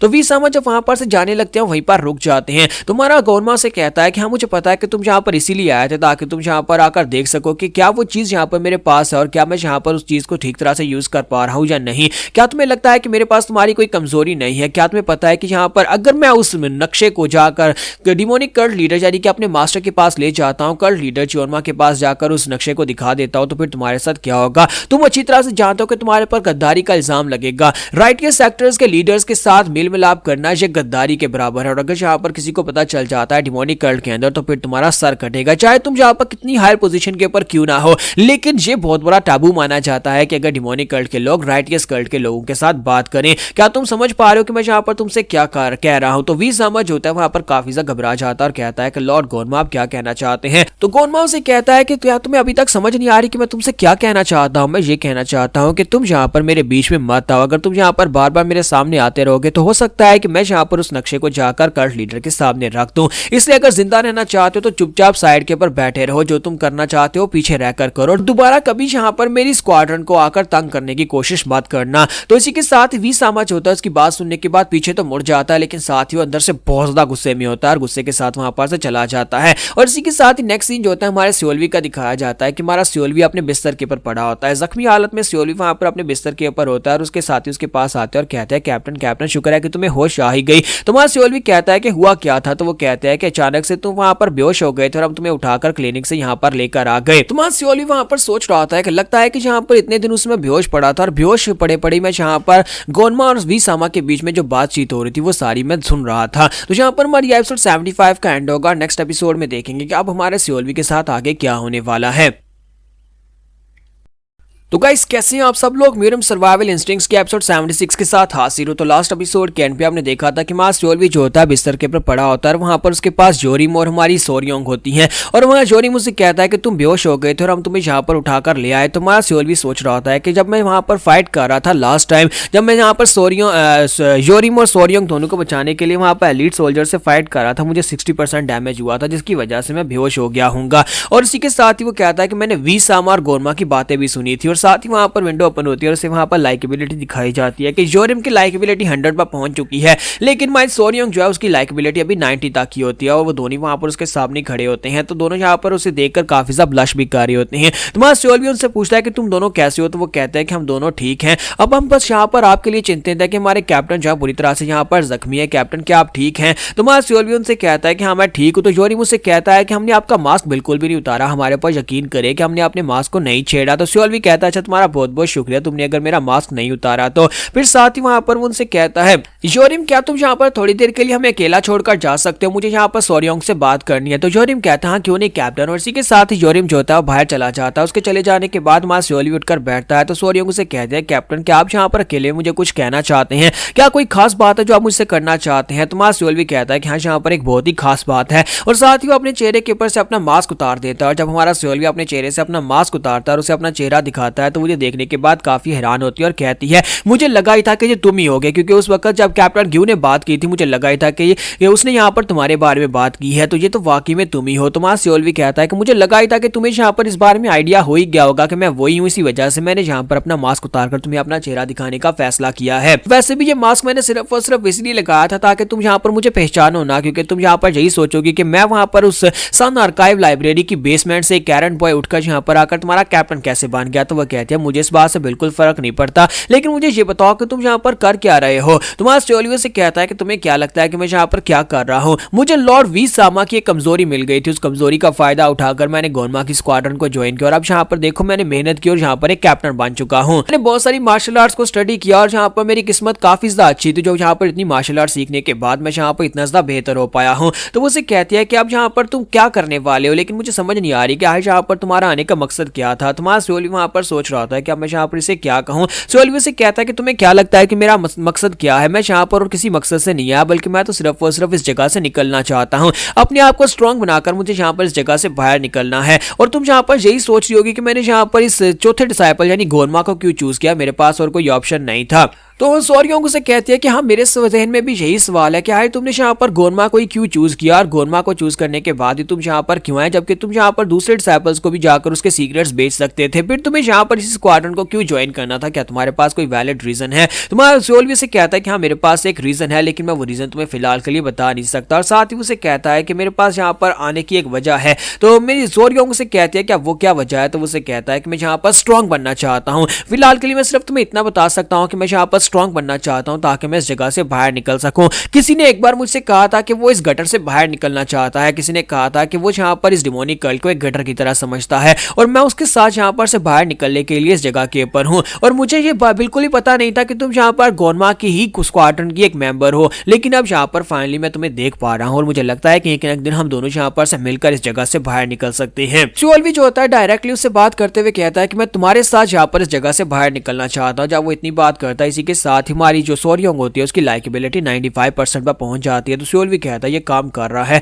तो सॉरियोंग वहीं पर बैठ जाती है और उसे कहते हैं कि अगर मैं तुम्हें सच्ची बताऊं तो मुझे यहाँ पर यकीन नहीं हो रहा कि तुम यहाँ पर सन आर्काइव से उठकर यहाँ पर चले आए और तुम अब यहाँ पर एक कैप्टन बन चुके हो। मुझे बिल्कुल भी यकीन नहीं हो रहा कि तुम यहाँ पर इतने स्ट्रॉन्गर कैसे हो गए। तुम्हारा सोल भी कहता है मुझे पता है कि इस बात को समझना काफी ज्यादा मुश्किल है। तो सॉरियोंग उसे कहती है लेकिन मुझे फिर यहाँ पर एक और बात की समझ नहीं आती कि अगर तुम यहाँ पर स्ट्रॉन्ग बांध ही रहे थे और तुम्हारे पास इतनी स्ट्रेंथ थी तो तुम किसी और को जाकर ज्वाइन कर सकते थे, किसी दूसरे डिसाइपल के पास तुम ज्यादा सेफ रहते। गोरमा तो खुद यहाँ पर बहुत बड़े खतरे में और उसकी स्क्वाड्रन यहाँ पर हर वक्त यहाँ पर खतरे में रहती है, क्योंकि वी सामा कभी भी यहाँ पर आकर हमारे पर अटैक कर सकता है। तुम्हारे पास यहाँ पर से निकलने का कोई प्लान है। तुम्हारा सियोल से कहता है कि फिलहाल के लिए मेरे पास कोई प्लान तो है ही नहीं, लेकिन यहाँ पर कोई प्लान बना लेंगे। और साथ ही वो वहां पर परेशान होकर बैठ जाता है, कहता है कि मैं यहाँ पर इसे क्या बताऊं कि मेरे पास कोई प्लान ही नहीं है। मेरे हालात कुछ ऐसे थे कि मुझे यहाँ पर गोनमा को ही ज्वाइन करना था, क्योंकि गोनमा के अलावा मैं किसी को ज्वाइन कर नहीं सकता था। तो जोरी भागता वहां पर आता और कहता है कि 4 डिसाइपल यहाँ पर आ रही है, यानी मास्टर गोरमा यहाँ पर आ रहे हैं। तो गोरमा वहां पर अंदर आता है, तुम्हारा सोल्वी से वहां पर ग्रीट करता है। तो उसे कहता है कि मैंने सुना है कि तुमने वहां पर जोरिम और सोरियोंग दोनों की जान बचाई है, इसलिए मैं यहाँ पर इस बात से काफी ज्यादा खुश हूँ। तुम्हारा सोल्वी कहता है प्लीज मुझे माफ करिएगा कि मैं यहाँ पर लोगों को ठीक तरह से डिफेंड नहीं कर पाया और खुद को भी यहाँ पर नहीं सही तरह से बचा पाया।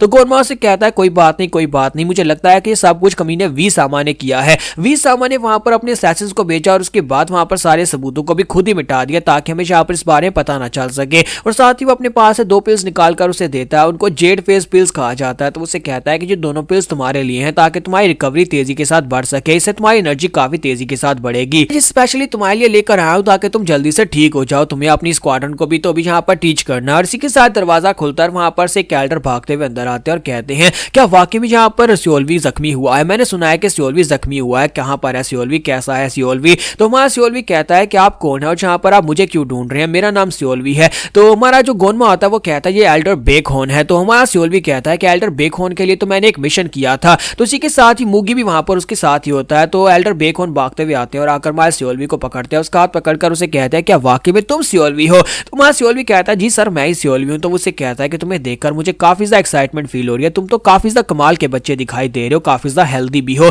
लगता है कि चोट लगने की वजह से तुम्हारी ये हालत हुई है, लेकिन तुमने जो लास्ट टाइम मेरे लिए काम किया था उसकी वजह से मैं बहुत ज्यादा खुश हूँ। तुम्हारी वजह से मेरे डिसाइपल को भी थोड़ी बहुत अकल आ गई और वापस आने के बाद अब वो काफी तमीज के साथ रहता है, यानी कि अब मैं अपने डिसाइपल को अपना सक्सेसर भी बना सकता हूँ। मेरा सबसे बेस्ट डिसाइपल था, तुमने मेरे लिए जो काम किया था उसकी वजह से मैं यहाँ पर तुम्हारा बहुत बड़ा एहसानमंद हूँ। उसे कहता है कि मुझे लगता है कि तुम्हें थोड़ी बहुत चोटें लगी हैं लेकिन बहुत ही जल्दी तुम फिर से ठीक हो जाओगे। तुम्हारा सियोल भी कहता है सर आपका बहुत बहुत शुक्रिया, जबकि गोरमा वहां पर पीछे खड़ा ये सब कुछ देख रहा होता है। तो एल्डर बेकहोन जो होते हैं वहां पर जाते हैं और कहते हैं प्लीज सर मुझे माफ करिएगा, मैंने यहाँ पर आपको इग्नोर करके उस लड़के के पास चला गया, लेकिन मैं यहाँ पर बहुत खुश हूँ कि वो लड़का बिल्कुल सेफ है। तो गोरमा उसे कहता है एल्डर बेकहोन क्या आप यहाँ पर इसे जानते हैं, क्या आप मुझे यहाँ पर बताएंगे कि क्या चल रहा है, मुझे कुछ भी नहीं पता। तो इसी के साथ एल्डर बेकहोन उसे कहता है कि लगता है सियोलवी ने आपको इस बारे में नहीं बताया कि उसने मेरे लिए एक मिशन किया था, मैंने एक प्राइवेट मिशन के लिए उससे रिक्वेस्ट की थी। मेरा डिसाइपल मूगी जो था एक बार यहाँ पर से भाग कर चला गया था और उसे पकड़ कर लाने के लिए मैंने आपके डिसाइपल की मदद ली थी और उसने मेरे डिसाइपल को पकड़कर मेरे पास वापस लेकर आया, जिसकी वजह से मैं बहुत ज्यादा खुश हूँ। मेरा डिसाइपल क्यों भाग कर गया था और वैसे क्यों लेने के लिए गया था वो डिटेल्स में आपको नहीं बता सकता। फिर साथ ही उसे कहता है लेकिन सियोलवी ने आपके मेरे डिसाइपल को ट्रैक डाउन किया और उसे वापस लेकर आया, जिसकी वजह से मैं बहुत ज्यादा खुश हूँ। लॉर्ड गोरमा मैं आपसे भी यहाँ पर काफी ज्यादा खुश हूँ।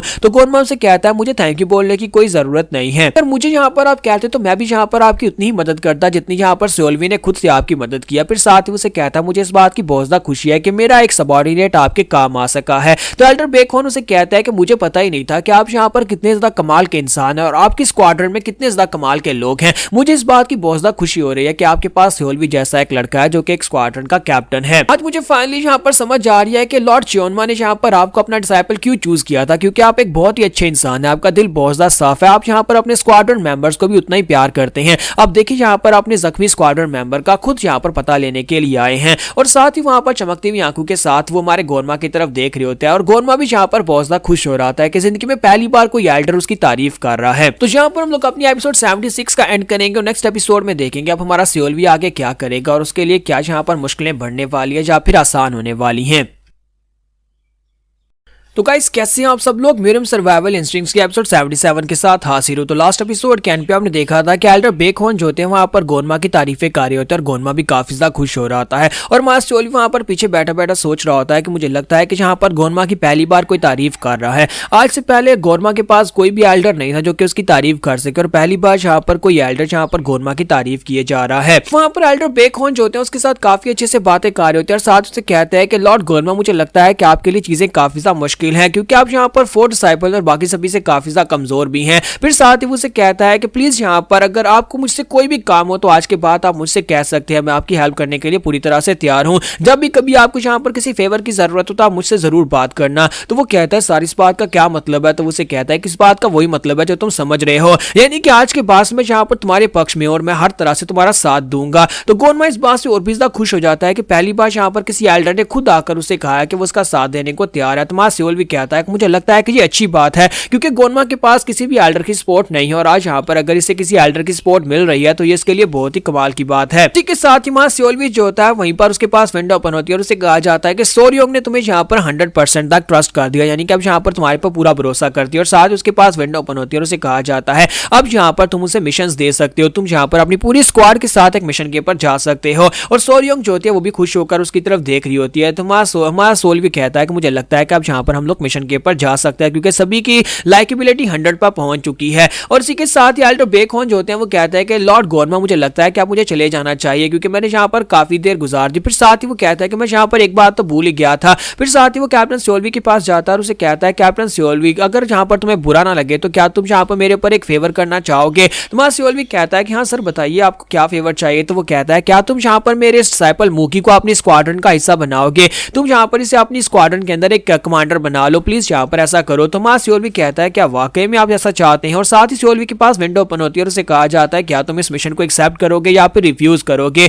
तो साथ ही वहां पर वो उसके स्टैट्स की तरफ देखता है कि मूकी के स्टैट्स पहले से काफी ज्यादा बढ़ चुके होते हैं। तो मां सियोलवी कहता है कि हालांकि ये काफी ज्यादा ट्रबलसम बंदा है लेकिन इसके बावजूद इसके स्टैट्स पहले से काफी ज्यादा बढ़ चुके हैं, तो इसका मतलब यह है कि ये हमारे काफी ज्यादा काम का है, मैं इसे यहाँ पर अपनी स्क्वाड्रन का हिस्सा बनाकर इससे काम ले सकता हूँ। तो इसी के साथ ही हमारे एल्डर जो होते हैं वो उसे कहते हैं कि बताओ क्या तुम यहाँ पर इसे अपनी स्क्वाड्रन का हिस्सा बनाओगे। और साथ ही वो सोच रहा होता है कि अगर यहाँ पर मूगी को अपनी स्क्वाड्रन का हिस्सा बना लिया तो एल्डर बेकन और भी ज्यादा खुश होंगे और साथ ही लॉर्ड गोरमा को भी इससे काफी ज्यादा फायदा होने वाला है। तो सियोल भी उसे एक्सेप्ट कर लेता है। तो एल्डर बेकन काफी ज्यादा खुश होते हैं और कहते हैं तुम्हारा बहुत बहुत शुक्रिया। और इसी के साथ ही वो उसे कहते हैं मुझे लगा ही था कि तुम यहाँ पर इसको रख लोगे। और उसे कहता है कि अब यहाँ पर इसका बहुत ज्यादा ध्यान रखना। तो सियोल भी वहां पर मूगी को हेलो बोलता है। फिर साथ ही एल्डर उसे कहता है कि लड़के अब जबकि तुमने मेरे लिए इतना कुछ किया है तो फिर मैं तुम्हें गिफ्ट देना चाहता हूँ, बताओ कि तुम्हें मुझसे क्या गिफ्ट चाहिए। तो सियोल्वी के पास विंडो ओपन होती है और उसे कहा जाता है कि तुम इससे 4 तरह के गिफ्ट्स मांग सकते हो, जिसमें स्पेशल पिल्स हैं, वेपन है, आर्मर है या फिर जूते हैं। तो फिर तुम क्या लेना चाहोगे। तो सियोल्वी सोच रहा होता है कि पिल्स तो मुझे यहाँ पर लॉर्ड गोरमा ने दे दी हैं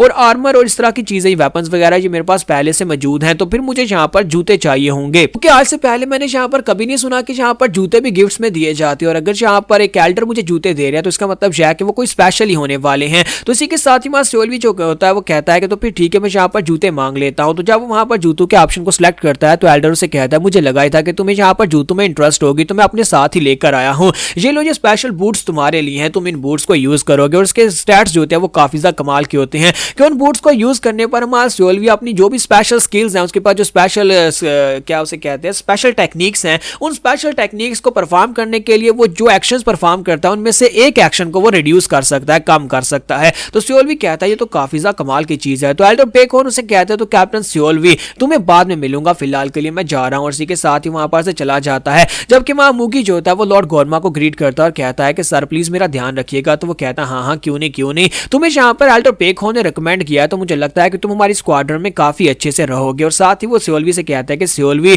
प्लीज माफ करना, लेकिन तुमने यहाँ पर बहुत ही अच्छा काम किया, मैं यहाँ पर इस बात से बहुत ज्यादा खुश हूँ। मुझे आज फाइनली पता चल रहा है कि तुम्हें यहाँ पर अपनी स्क्वाड का कैप्टन बनाकर मैंने बहुत ही अच्छा फैसला किया था। और सियोल्वी भी इस बात से काफी ज्यादा खुश होता है, अपना सर झुकाता और कहता है कि सर आपका बहुत बहुत शुक्रिया। फिर साथ ही वहां पर टाइम गुजरता जाता है। जब टाइम गुजरता है तो वहां सियोल्वी जो होता है पूरी तरह से हील हो चुका होता है। उसे हील होने में जितना टाइम लगता है वो सिस्टम जो है स्किप कर देता है। तो सियोल्वी पूरी तरह से हील होने के बाद कहता है शुक्र है कि यहाँ पर ये सब कुछ खत्म हो गया, मैं तो यहाँ पर ये सब कुछ सोच सोच कर परेशान हो रहा था कि और कितने लोगों से मुझे मिलना पड़ेगा। और साथ ही वो कमीना वीसामा वो भी यहाँ पर इस किस्से से निकल गया है। तो सियोल्वी कहता है कि अब यहाँ पर सबसे पहले मुझे अपनी पिल्स को खाना है और साथ ही उन बूट्स को भी चेक करना है कि उनके स्पेशल इफेक्ट्स क्या हैं। और वो अपने पास से जेड फेस पिल निकालता और कहता है कि इस पिल को खाकर चेक करती है। तो वो उस पिल को देखता और कहता है कि देखा जाए तो उसके ऊपर एक फेस की शक्ल बनी हुई है और ऊपर से ये काफी ज्यादा क्यूट भी लग रही है। और इसी के साथ सियोल्वी दोनों पिल्स को खा जाता है। दोनों पिल्स को खाने के बाद उसकी हेल्थ और उसकी पावर्स जो होती हैं वो मिलियंस में पहुंच जाती हैं। तो सियोल्वी कहता है फाइनली मैं भी यहाँ पर मिलियन में पहुंच गया। और उसकी हेल्थ 1.2 मिलियन और उसकी की 2.0 मिलियन पर पहुंच जाती है।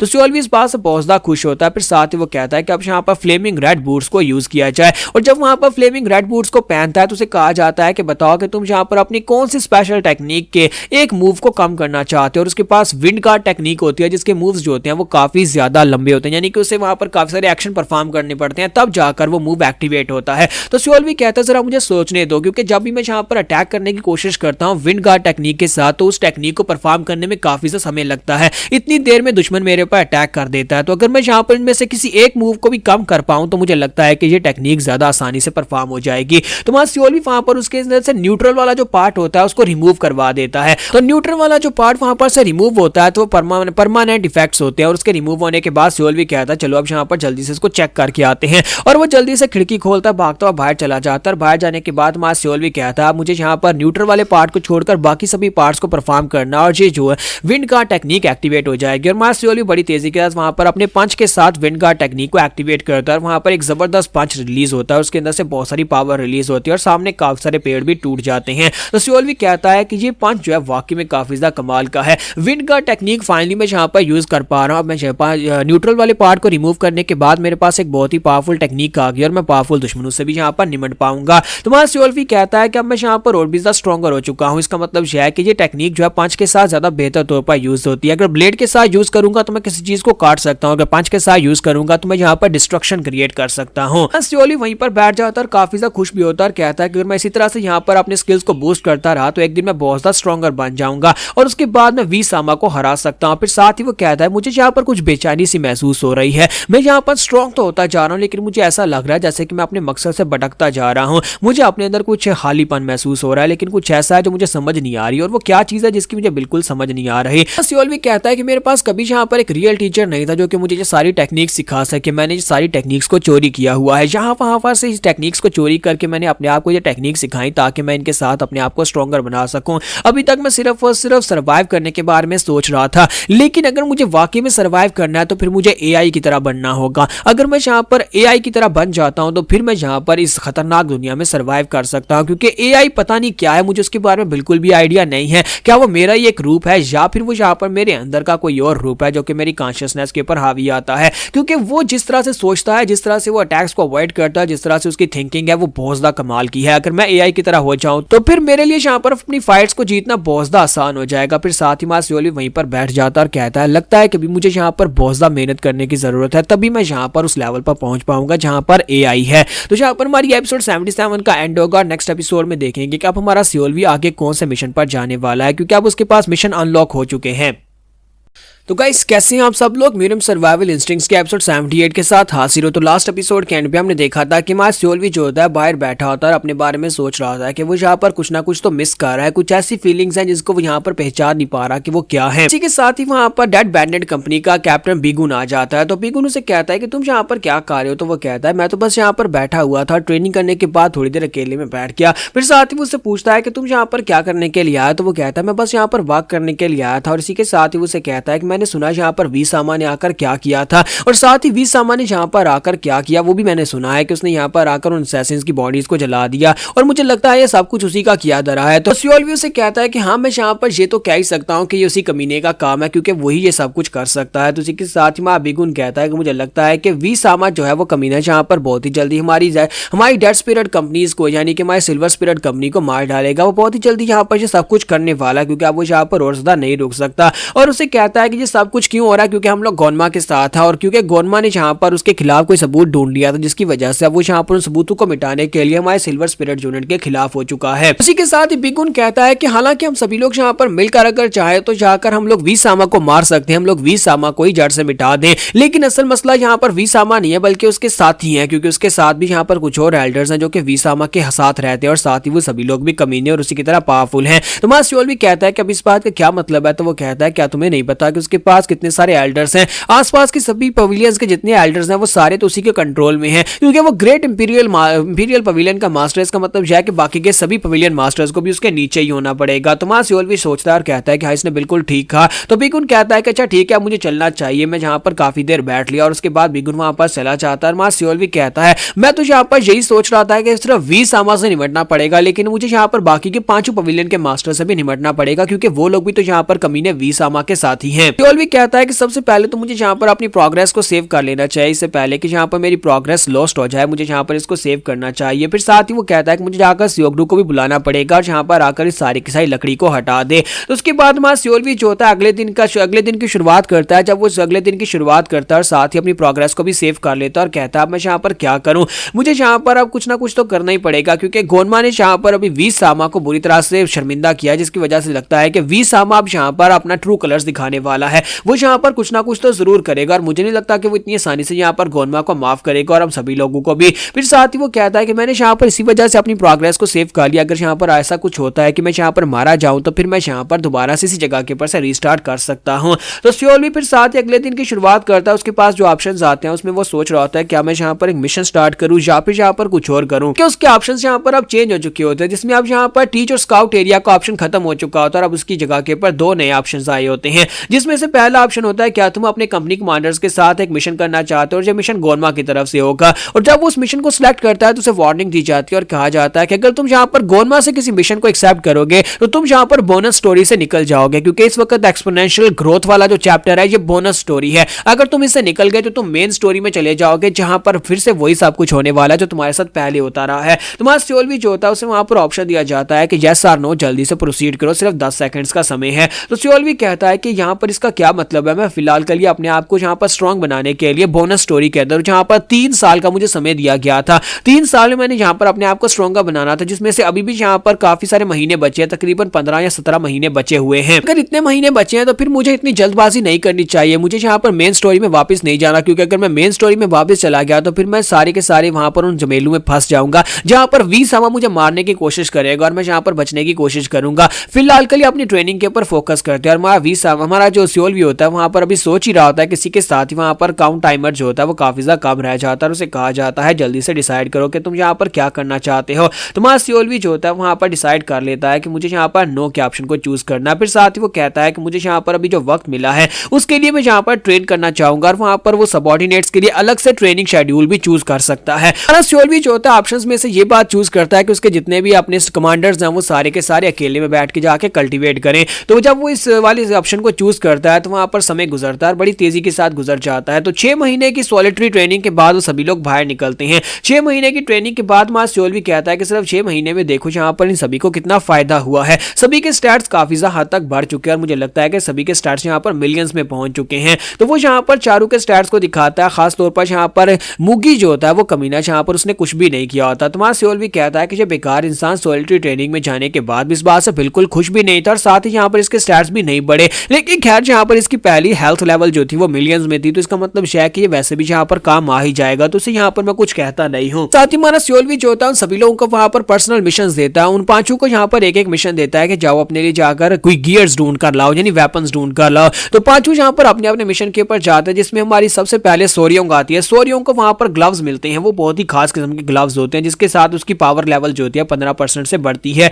दूसरी तरफ यहाँ पर हमारा जोंगजियोक होता है, उसे यहाँ पर स्पेशल कुल्हाड़ा मिलता है और उस कुल्हाड़े के साथ उसकी पावर लेवल जो होती है 18 पॉइंट्स के साथ बढ़ती है। हमारा जियोक्सोंग जो होता है उसे वहां पर एक शील्ड और साथ में एक तलवार मिलती है और उसकी पावर लेवल जो होती है 22% के हिसाब से बढ़ती है। और हमारा जोरिम जो होता है वो काफी ज्यादा खुश होता है और कहता है ये तो बहुत अच्छी बात है कि मास्टर ने मुझे यहाँ पर ब्लैक स्मिथ के पास एक मिशन के ऊपर भेजा था जहां पर से मुझे एक बहुत ही खास गियर मिला। उसे वहां पर उसका स्पीयर मिलता है और स्पीयर के साथ उसकी पावर लेवल 44% के हिसाब से बढ़ती है। तो हमारा सियोल भी कहता है कि मुझे इस बात की बहुत ज्यादा खुशी है कि इन सभी लोगों की फाइटिंग पावर बढ़ी है, क्योंकि इन सभी लोगों को अपने लिए वेपन्स की जरूरत है, अपने लिए गियर्स की जरूरत है और ये गियर्स इनके हाथ में यहाँ पर बेस्ट है, क्योंकि इन गियर्स को यूज करके ये अपने आप को और भी स्ट्रॉन्गर बना सकते हैं, जिसकी वजह से इनकी पावर लेवल्स दिखाई दे रही है, इनके स्टैट्स भी बड़े हैं। लेकिन इस कमीने मुगी का मैं क्या करूं, इसे मैंने यहाँ पर गियर ढूंढने के लिए भेजा था, लेकिन ये कमीना जो है ये अपने साथ यहाँ पर पूरे 30 दिन में क्या लेकर आया है। वो बस एक कागज लेकर आया था जिसके अंदर इंफॉर्मेशन होती है। वो एक खास इलाके में गया था जिसे साचियोन कहा जाता है। वो साचियोन के इलाके में जितनी भी खूबसूरत लड़कियां हैं सभी के नाम, उनकी एज और सभी के बारे में डिटेल्स लेकर आया होता है।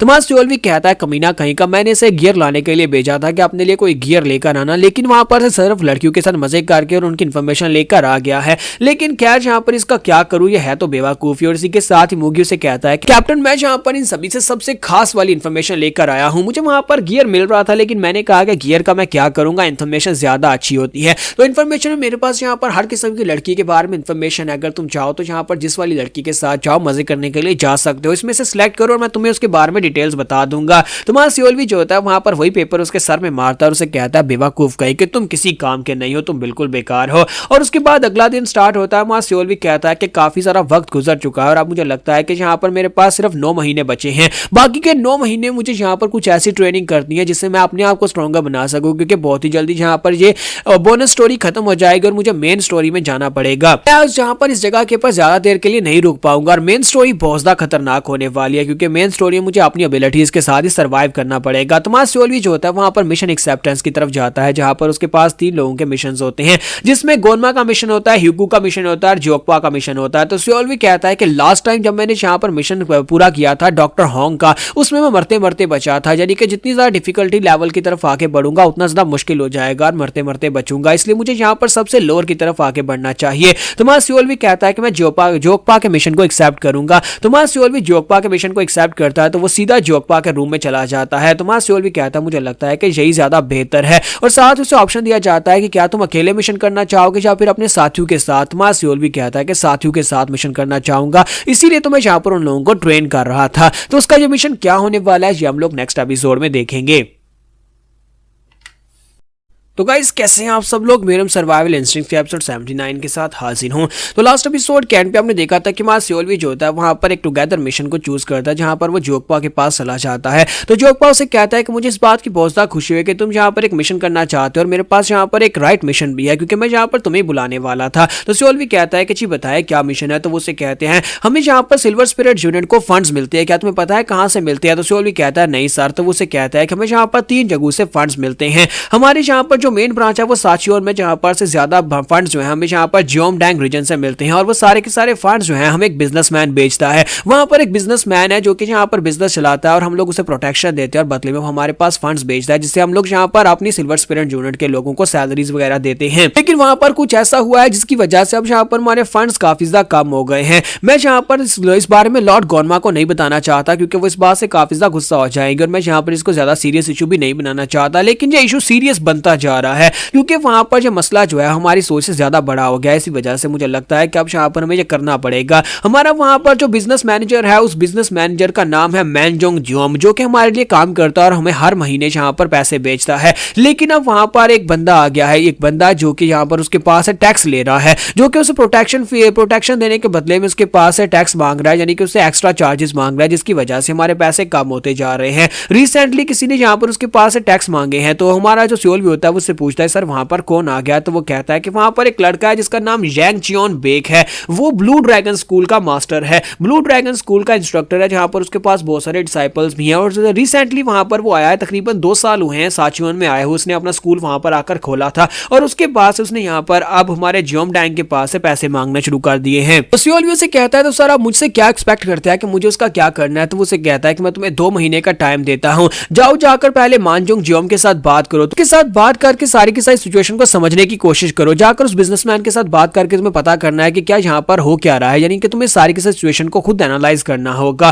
फिर साथ ही वो उसे कहता है कि मैं यहाँ पर अगर तो यहाँ पर वो बंदा यानी कि वो यांग जियोंग जो है वो यहाँ पर थोड़े बहुत पैसे ले, यानी कि अगर अपने टैक्स को कम कर दे और हमारी रकम जो है उतनी हमें मिलती रहे तो मुझे लगता है कि इस बात से कोई दिक्कत नहीं होगी। उसके साथ निगोशिएट करना हो तो निगोशिएट कर लेना और उसे यहाँ पर थोड़ा बहुत टैक्स देकर मना सकते हो। लेकिन साथ ही वो उसे कहता है अगर यहाँ पर वो ना माने तो फिर तुम्हारे पास पूरी तरह से ऑप्शंस हैं। तुम्हारा सीओल भी कहता है क्या मतलब है मेरे पास ऑप्शंस है। तुम्हारा जोकपा उसे कहता है कि तुम्हारे पास ये ऑप्शंस हैं कि तुम उसे मार डालो, लेकिन किसी को इस बारे में पता नहीं चलना चाहिए कि तुमने ये काम किया है, क्योंकि मैं नहीं चाहता कि किसी को इस बारे में पता चले कि हमारे सिल्वर स्पिरिट यूनिट इस सब में इन्वॉल्व है। तो सीओल भी कहता है जी सर मुझे यहाँ पर मुझे समझ आ गई मुझे क्या करना है। तो जोकपा उसे कहता है कि जबकि तुम्हें समझ आ गया तो तुम ये कर सकते हो, लेकिन तुम्हें बहुत ज्यादा होशियार रहने की जरूरत है। वो बंदा यांग चियोन जो है वो काफी ज्यादा स्ट्रॉन्गर इंसान है, उसने वहां पर अपना एक स्कूल खोल रखा है, साथ उसके पास बहुत सारे डिसाइपल्स भी हैं, तो वो साचियोन के सबसे प्रॉमिसिंग यंग वॉरियर्स के अंदर शामिल है। तो हमारा सीओल भी कहता है जी सर मैं यहाँ पर पूरा ध्यान रखूंगा। साथ ही वहां पर टाइम पास हो जाता है, यानी कि टाइम गुजरता है, 6 दिन गुजर जाते हैं और 6 दिन गुजरने के बाद ये सभी लोग साचियोन के एक रेस्टोरेंट के अंदर जाकर बैठे होते हैं,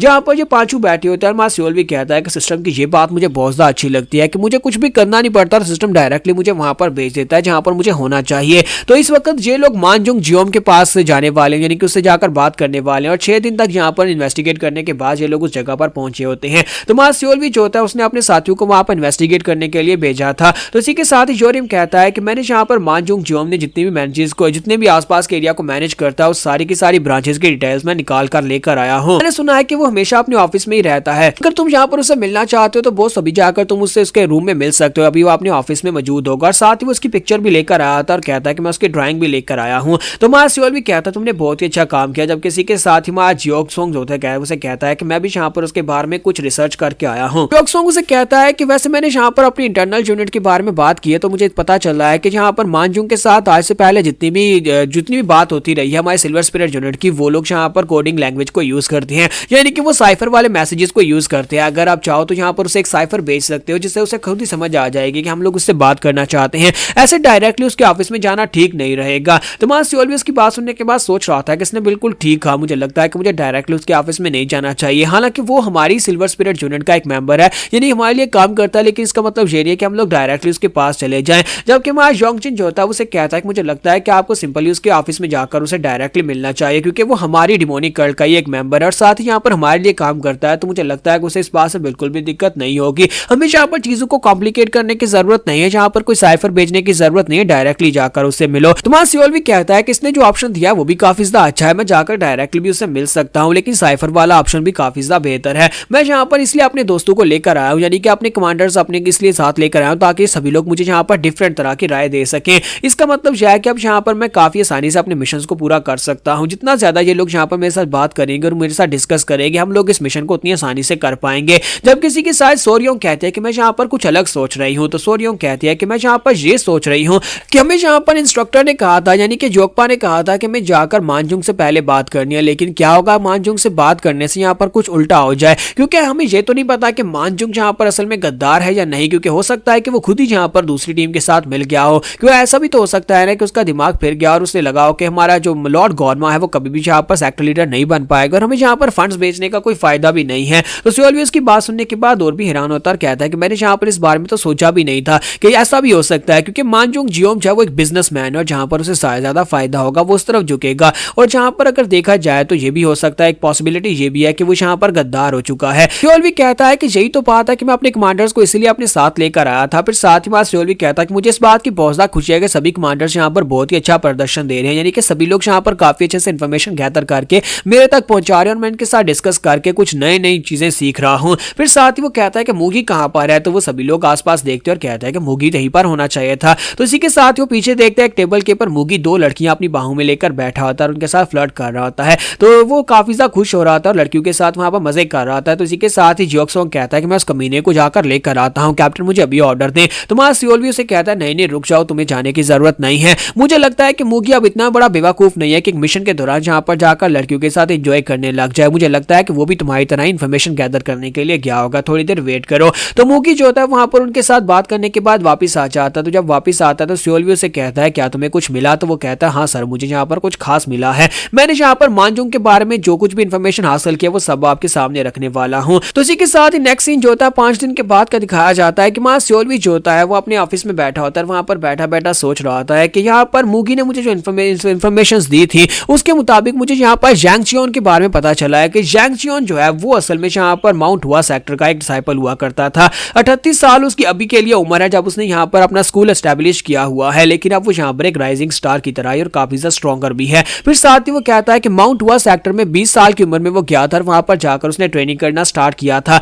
वहां पर से मार्शल आर्ट्स की ट्रेनिंग लेने के बाद 12 साल के बाद यानी कि 32 साल की उम्र में उसने वहां पर से छोड़ दिया और 32 साल की उम्र में वहां पर सीधा सैंक्चुअर में चला आया था। और यहाँ पर आने के बाद उसने अपना एक स्कूल खोल दिया क्योंकि वहां पर उसकी मार्शल आर्ट प्रोग्रेस काफी ज्यादा अच्छी थी, वो ट्रेनिंग में काफी ज्यादा अच्छा था। तो उसने यहाँ पर बच्चों को सिखाना शुरू कर दिया। यहाँ पर स्कूल खोलकर उनके पास से फंड्स लेकर उन बच्चों को मार्शल आर्ट सिखाता है और यहाँ पर उसने अपनी एक एकेडमी बना रखी है। अगर वो वाकई में माउंट हुआ सेक्टर से कुछ सीख कर आया तो उसका मतलब यह है कि ये काफी ज्यादा दिक्कत भरा होगा, हमें यहाँ पर इस मिशन को क्लियर करने में बहुत ज्यादा मुश्किल होने वाली है, खास तौर पर जहाँ पर इस सैंक्चुअन को मारने में। यहाँ पर हमारी एपिसोड 79 का एंड करेंगे और नेक्स्ट एपिसोड में हम लोग देखेंगे कि हमारा सियोल भी इस मिशन को कैसे कैरी आउट करने वाला है, कैसे वो जाकर इस जैंग चियोन को मार पाएगा। तो गाइस कैसे हैं आप सब लोग? मेरे सर्वाइवल इंस्टिंक्ट्स के एपिसोड 80 के साथ हाजिर हो। तो लास्ट एपिसोड के एंड पे हमने देखा था सियोल भी जो होता अपने रूम में बैठा वहां पर सारे डेटा को एनालाइज कर रहा होता है कि कैसे यहाँ पर सभी लोग यहाँ पर उसकी साथ देने वाले और जहाँ पर उसके पास जो जो इन्फॉर्मेशन आ रही होती है वो सारी इन्फॉर्मेशन को गैदर करके एक साथ एनालाइज कर रहा था। और उसने अपने साथियों को वहां पर डिफरेंट तरह की इन्फॉर्मेशन लाने के लिए भेजा था, जिसमें यहाँ पर उसने यहाँ पर सबसे पहले योरिम को कहा था कि उसके बारे में पता करके आओ कि उसे वहां पर कहाँ से टैक्स आता है, साथ ही जैंग चियोन जो है वो कितना टैक्स उसे मांग रहा है और साथ ही यहाँ पर हमें कितने फंड्स भेजे जाते थे। तो योरिम जो होता है सारी की सारी बात बताता है कि हमें यहाँ पर टोटली 400 सिल्वर न्यांग भेजे जाते थे, लेकिन अब जबकि यहाँ पर उसमें से 200 सिल्वर न्यांग जो हैं वो जैंग चियोन के एकेडमी वाले मांग रहे हैं, जिसकी वजह से मानजुंग ने हमें कम पैसे देना शुरू कर दिए हैं, यानी कि उसने 200 उनको देने शुरू कर दिए और 200 हमें बेचता है, जिसकी वजह से हमारी जो पेमेंट है वो कम हो चुकी है। तो वहां सियोल भी कहता है कि यहाँ पर फंडिंग्स को देखा जाए तो मुझे लगता है कि वाकई में यहाँ पर मानजुंग जो है वो गलत नहीं है। अगर वो 400 बेचता था और 200 अब यहाँ पर एकेडमी बेच रहा है तो उसका मतलब यह है कि हमारे पास यहाँ पर बेचने को सिर्फ 200 ही बचते हैं। साथ ही यहाँ पर योरिम मुझसे एक नई बात बताता है कि उसने कुछ नई प्रॉपर्टीज खरीदी और साथ उसका बिजनेस पहले से काफी ज्यादा बड़ा है, उसका बिजनेस कम होने की बजाय ज्यादा बढ़ गया है। तो वहां सियोल भी इस बात से हैरान होता है। फिर साथ ही वहां पर जियोक्सोंग को उसने भेजा था कि वो जाकर मार्शल आर्ट्स की एकेडमी के बारे में डिटेल्स निकाल कर लाए। तो वो मार्शल आर्ट्स की एकेडमी के बारे में डिटेल निकाल कर लाता है कि वहां पर टोटल 322 डिसाइपल्स हैं, जिनमें से 200 स्टूडेंट्स हैं, 120 जो है वॉरियर्स हैं और 30 जो है उसमें से ट्रेंड वॉरियर्स हैं। तो सियोल भी कहता है कि वो सभी लोग कितने स्ट्रॉन्गर होंगे, तो वो कहता है कि वो सभी लोग काफी ज्यादा बेहतर हैं। इनमें से 5 या 6 टीचर्स ऐसे हैं जो कि काफी ज्यादा स्ट्रॉन्गर है, जिनसे फाइट करने में काफी ज्यादा दिक्कत होगी। और साथ ही यहाँ पर एंड के पास जैंग चियोन आता है जो कि खुद यहाँ पर काफी ज्यादा स्ट्रॉन्गर मास्टर है। फिर साथ ही वो योंगजिन को उसने कहा था कि वो जाकर मानजुंग के बिजनेस के बारे में डिटेल्स निकाल कर लाया, तो वो उसके बिजनेस के बारे में डिटेल्स लेकर आता है। योंगजिन उससे आकर बताता है कि उसका बिजनेस पहले से काफी ज्यादा बढ़ चुका है, जितना बिजनेस उसका कम होना चाहिए था कि नए टैक्सेस की वजह से उसकी आमदनी कम होती, लेकिन उसका बिजनेस पहले से काफी ज्यादा बढ़ गया है। तो सियोल भी और भी हैरान होता है और कहता है अगर उसका बिजनेस बढ़ गया है तो फिर उसने हमारे टैक्सेस में कमी क्यों क्यों कर दी, ये कह करके जहाँ पर दूसरी तरफ से जैंग चियोन उसे तंग कर रहा है और उसके पास से पैसे मांग रहा है। अब यहाँ पर सोरियों को उसने यहाँ पर मानजुंग के ऊपर नजर रखने के लिए भेजा था कि मानजुंग लेटली क्या कर रहा है, तो उसे आकर उसके बारे में डिटेल्स बताती है। फिर साथ ही यहाँ पर मूगी की बारी आती है। सोल्वी ने यहाँ पर मूगी को काम दिया था कि वो जाकर जैंग चियोन के बारे में डिटेल्स निकाल कर रहा है कि उसके कनेक्शंस किसके साथ है, वो किससे मिलता जुलता है। तो इसी के साथ ही मूगी से आकर बताता है कि यहाँ पर एक हैरान करने वाली बात यह है कि जैंग चियोन अभी भी यहाँ पर माउंट हुआ सेक्टर के एल्डर्स के साथ राब्ते में है। तो ये बात सुनने के बाद सोल्वी कहता है कि वो क्योंकि माउंट हुआ सेक्टर है तो ये कोई बड़ी बात तो नहीं है। तो मूगी उसे कहता है नहीं, ये बहुत बड़ी बात है। क्या तुम्हें नहीं लगता कि यहाँ पर एक सेक्टर जिससे आपको निकाल दिया गया हो, दोबारा आप उसी सेक्टर के किसी खास एल्डर से जाकर मिल रहे हैं। तो सोल्वी इस बात से हैरान होता है और कहता है हाँ, ये बात तो वाकई में काफी ज्यादा हैरानी की है कि अगर उसे यहाँ पर सेक्टर से निकाल दिया गया है तो वो वापस जाकर माउंट हुआ सेक्टर के एल्डर्स के साथ क्यों मिलता है। तो सारी डिटेल्स को वहां पर हासिल कर लेने के बाद मां सोल्वी कहता है कि मुझे लगता है कि फाइनली अब यहाँ पर वक्त आ चुका है, इतनी सारी डिटेल्स काफी होंगी, अब हमें जाकर सीधा मानजुंग से मिलना चाहिए और जाकर उससे बात करनी चाहिए कि वो इस बारे में क्या कहता है। तो मां सोल्वी अपनी स्क्वाड्रन को लेकर वहां पर रेडी हो जाता है। सभी लोग जल्दी से वहां पर उस जगह के पर पहुंच जाते हैं जहां पर मानजुंग होता है। वो उसके पवेलियन में पहुंचता है। तो वहां पर पहुंचने के बाद नौकर जो होता है उसे कहता है कि सर आप यहाँ पर मिस्टर जियोम से मिलने के लिए आए हैं, लेकिन आप अकेले अंदर आ सकते हैं, आपके सभी कमांडर्स को यहीं पर रुकना होगा। तो मां सोल्वी कहता है अच्छा ठीक है, वो उसके साथ वहां पर चल पड़ता है। तो मां सोल्वी अंदर आता है तो वहां पर मानजुंग जो होता है वो खड़ा होता है। मानजुंग उसे वेलकम करता है। तो मां सोल्वी कहता है कि मेरा नाम सोल्वी है और मैं सिल्वर स्पिरिट यूनिट का कैप्टन हूं। तो इसी के साथ ही वो उसे ग्रीट करता है और उसे कहता है कि हाँ, मुझे तुम्हारे बारे में पता चला था और वैसे भी मैं यहाँ पर तुम लोगों को खुद ही बुलाने वाला था। तो मां सोल्वी जो होता है उसकी नजर पीछे एक बंदे पर पड़ती है जो कि उसका पर्सनल बॉडीगार्ड होता है और उसके बारे में विंडो ओपन होती है और उसका नाम बताया जाता है कि उसका नाम चियोन जैंग सैंग है और वो जो है वो इंपीरियल पवेलियन से आया है, यानी कि वो मास्टर वी सामा की तरफ से यहाँ पर भेजा गया और वो एक सुप्रीम राम का मास्टर भी और काफी ज्यादा पावरफुल इंसान है। तो मां सोल्वी उसकी तरफ देखता है और कहता है कि अब ये कौन है। तो उसे बताता है कि ये मेरा पर्सनल बॉडीगार्ड है और इसी के साथ बॉडीगार्ड भी वहां पर उसे ग्रीट करता है। तो मां सोल्वी कहता है कहीं ऐसा तो नहीं है कि जहां पर वाकई में मानजुंग हमें धोखा दे रहा है, क्योंकि अगर यहाँ पर इसके पास एक बंदा जो कि वी सामा की तरफ से भेजा गया है तो फिर तो यहाँ पर हमें धोखा ही दे रहा है। अगर ये खुद इसको लेकर आया है तो ये अलग बात है, लेकिन अगर ये बंदा खुद यहाँ पर आया और इसे खुद भी नहीं पता कि ये वी सामा की तरफ से भेजा गया है तो इसका मतलब यह है कि इसके ऊपर नजर रखी जा रही है। सोल्वी जो होता है मानजुंग के सर के ऊपर देखता है, वहां पर लिखा होता है कि तुम्हें यहाँ पर सील डीएक्टिवेशन का एक टॉम मिलेगा अगर तुम यहाँ पर इसको मार डालते हो या फिर इसके साथ निगोशिएट कंप्लीट हो जाती है, यानी कि इसके साथ जो भी तुम्हारा मिशन है वो कंप्लीट हो जाता है। तो सोल्वी कहता है कि क्या इससे मैं यहाँ पर अपनी जो ब्लेड ऑफ अवेकनिंग जो वो तलवार गोरमा ने उसे दी थी, क्या मैं उसके ऊपर से लगी हुई सील को हटा सकता हूँ अगर इसके पास ये टॉम मुझे मिल जाता है। तो मानजुंग उसे अपने साथ अंदर लेकर आता है। मां सोल्वी कहता है कि मुझे शांत रहना होगा, जहां पर इसके पास से बातें निकलवाने की कोशिश करनी है। तो सोल्वी उसके सामने जाकर बैठ जाता है और मानजुंग उसे कहता है कि मैं यहाँ पर सिल्वर स्पिरिट यूनिट वालों को एक लेटर भेजने वाला था कि मुझे यहाँ पर मदद चाहिए। तो मां सोल्वी कहता है कि तुम्हें कैसी मदद चाहिए। तो वो कहता है कि तुम्हें यहाँ पर पहली पता तो चल ही गया होगा कि मैं यहाँ पर तुम लोगों को पूरी पेमेंट्स नहीं दे पा रहा, जिसकी वजह से तुम लोग भी सोच रहे होगे कि पिछले कुछ महीनों से मैं आधी पेमेंट्स क्यों दे रहा हूँ। तुम्हें यहाँ पर एक लोकल सेक्टर है जो कमीने यहाँ पर मेरे पास टैक्स मांग रहे हैं, आधी कीमत वो ले जाते हैं, जिसकी वजह से मैं तुम लोगों को पूरे पैसे नहीं दे पाता। तो मां सोल्वी कहता है क्या तुम यहाँ पर ब्लू ड्रैगन स्कूल अकेडमी की बात कर रही हो। तो वो कहता है हाँ, मैं उसी की बात कर रहा हूँ। 2 साल पहले वो लोग यहाँ पर आए थे और उस ब्लू ड्रैगन अकेडमी का जो हेड है जैंग चियोन, वो कमीना यहाँ पर काफी अच्छा मार्शल आर्टिस्ट है और उसने आसपास के बच्चों को यहाँ पर ट्रेनिंग देना स्टार्ट किया और एक अकेडमी बना ली। मुझे नहीं पता कि उसने ये सब कुछ कैसे किया है, लेकिन वो 1 साल में वो यहाँ पर काफी ज्यादा स्ट्रॉन्गर हो चुका है और अब जबकि उसकी स्ट्रेंथ इतनी ज्यादा बढ़ चुकी है कि वो यहाँ पर दूसरे जितने भी शॉपकीपर्स हैं सभी के पास है टैक्स मांग रहा है। मुझे लगता है कि उसकी रेपुटेशन की वजह से ऐसा हो रहा है, क्योंकि असल में वो बैकग्राउंड उसकी जो माउंट हुआ सेक्टर से, और माउंट हुआ सेक्टर जब काफी ज्यादा फेमस सेक्टर है अपनी मार्शल आर्ट्स के लिहाज से। मानजुंग उसे कहता है कि अब जबकि उसने यहाँ पर आकर अपनी अकेडमी बनाई है, जिसकी वजह से यहाँ पर बहुत सारे मार्शल आर्टिस्ट दूर दराज के इलाकों से यहाँ पर आते हैं उसे चैलेंज करने के लिए या फिर उससे सीखने के लिए, इसकी वजह से आजकल यहाँ पर बिजनेस जो है वो काफी ज्यादा अच्छा चल रहा है। लेकिन बिजनेस के अच्छा चलने के साथ में प्रोटेक्शन की जरूरत थी, जिसकी वजह से ब्लू ड्रैगन कंपनी के मास्टर ने कहा कि वो हमें प्रोटेक्शन देगा और बदले हमें से यहाँ पर टैक्स देना पड़ेगा, और अगर हम लोग उसे टैक्स नहीं देंगे तो फिर यहाँ पर हमारे साथ काफी बुरा हो सकता है। मुझे लगता है कि अब यहाँ पर वो टैक्स इसलिए भी मांग रहा है क्योंकि उसकी अकेडमी में लोग बढ़ते जा रहे हैं और उसके पास यहाँ पर खाने वाले ज्यादा हो गए हैं और उसे यहाँ पर ज्यादा फंडिंग की जरूरत है। और मुझे लगता है कि यही वजह है कि अब यहाँ पर वो हमारे जैसे लोगों के पास, हमारे जैसे बिजनेसमैन लोगों को तंग कर रहा है, हमारे पास से टैक्सेस ले रहा है। और हम लोग यहाँ पर क्या करें, एक बिजनेसमैन के लिए यहाँ पर टैक्स देना ज्यादा बेहतर होता है। हम लोग यहाँ पर छोटा मोटा टैक्स दे लेते हैं, अगर यहाँ पर टैक्स देकर अपनी जान बचाई जा सकती है और आराम से बिजनेस किया जा सकता है। लेकिन जंगल की तरह होता है बिजनेस का कानून भी, क्योंकि जंगल में अगर यहाँ पर आप किसी के सामने अपनी कमजोरी दिखाओगे तो वो आपको खा जाएगा। बिजनेस भी बिल्कुल वैसा ही होता है, अगर हम यहाँ पर उनके सामने अपनी कमजोरी दिखाएंगे, एक बार मैं उसे 200 दूंगा, दूसरी बार वो 400 मांगेगा, अगली बार वो 600 मांगेगा, तो मैं कब तक यहाँ पर उसे देता रहूंगा। इसी वजह से मैं यहाँ पर चाहता था कि तुम लोगों से रिक्वेस्ट करूं कि तुम लोग यहाँ पर आओ और आकर इस मसले मसले को हल करो। तुम्हारा सियोल्वी से कहता है तुम क्या चाहते हो मैं क्या करूं, तो वो कहता है कि मैं चाहता हूं कि तुम लोग यहाँ पर मेरे लिए कुछ करो। मैं पहले भी यहाँ पर तुम लोगों से रिक्वेस्ट कर चुका हूं, लेकिन सिल्वर स्पिरिट यूनिट के लोग यहाँ पर मुझे रिस्पॉन्ड नहीं दे रहे थे। वो लोग कह रहे थे कि वेट करो, क्योंकि उनकी कोई इंटरनल प्रॉब्लम्स चल रही थी। इसी वजह से मुझे यहाँ पर इंपीरियल पवेलियन से ही यहाँ पर अपने लिए एक बॉडीगार्ड मंगवाना पड़ा। मैंने डायरेक्टली डिमोनिक कर्ल के अंदर एक रिक्वेस्ट भेजी थी, जहां पर से इंपीरियल पवेलियन की तरफ से मुझे एक पर्सनल बॉडीगार्ड दिया गया है। ये बंदा जो तुम मेरे पीछे देख रहे हो, इसे मेरा बॉडीगार्ड बनाकर यहाँ पर भेजा गया है, ताकि मुझे भी यहाँ पर जिंदा रहना है और मुझे यहाँ पर सर्वाइव करना है। इसके लिए मुझे यहाँ पर एक सुप्रीम मास्टर को बॉडीगार्ड बनाकर भेजा गया। तुम्हारा सियोल्वी से पूछता है कि क्रिम्सन डीमन पैलेस में तुम्हारी पोजीशन क्या है, तो वो बॉडीगार्ड जो होता है वहां पर खामोश होता है, जबकि मास्टर जो होता है वो उसे बात का जवाब देते हुए कहता है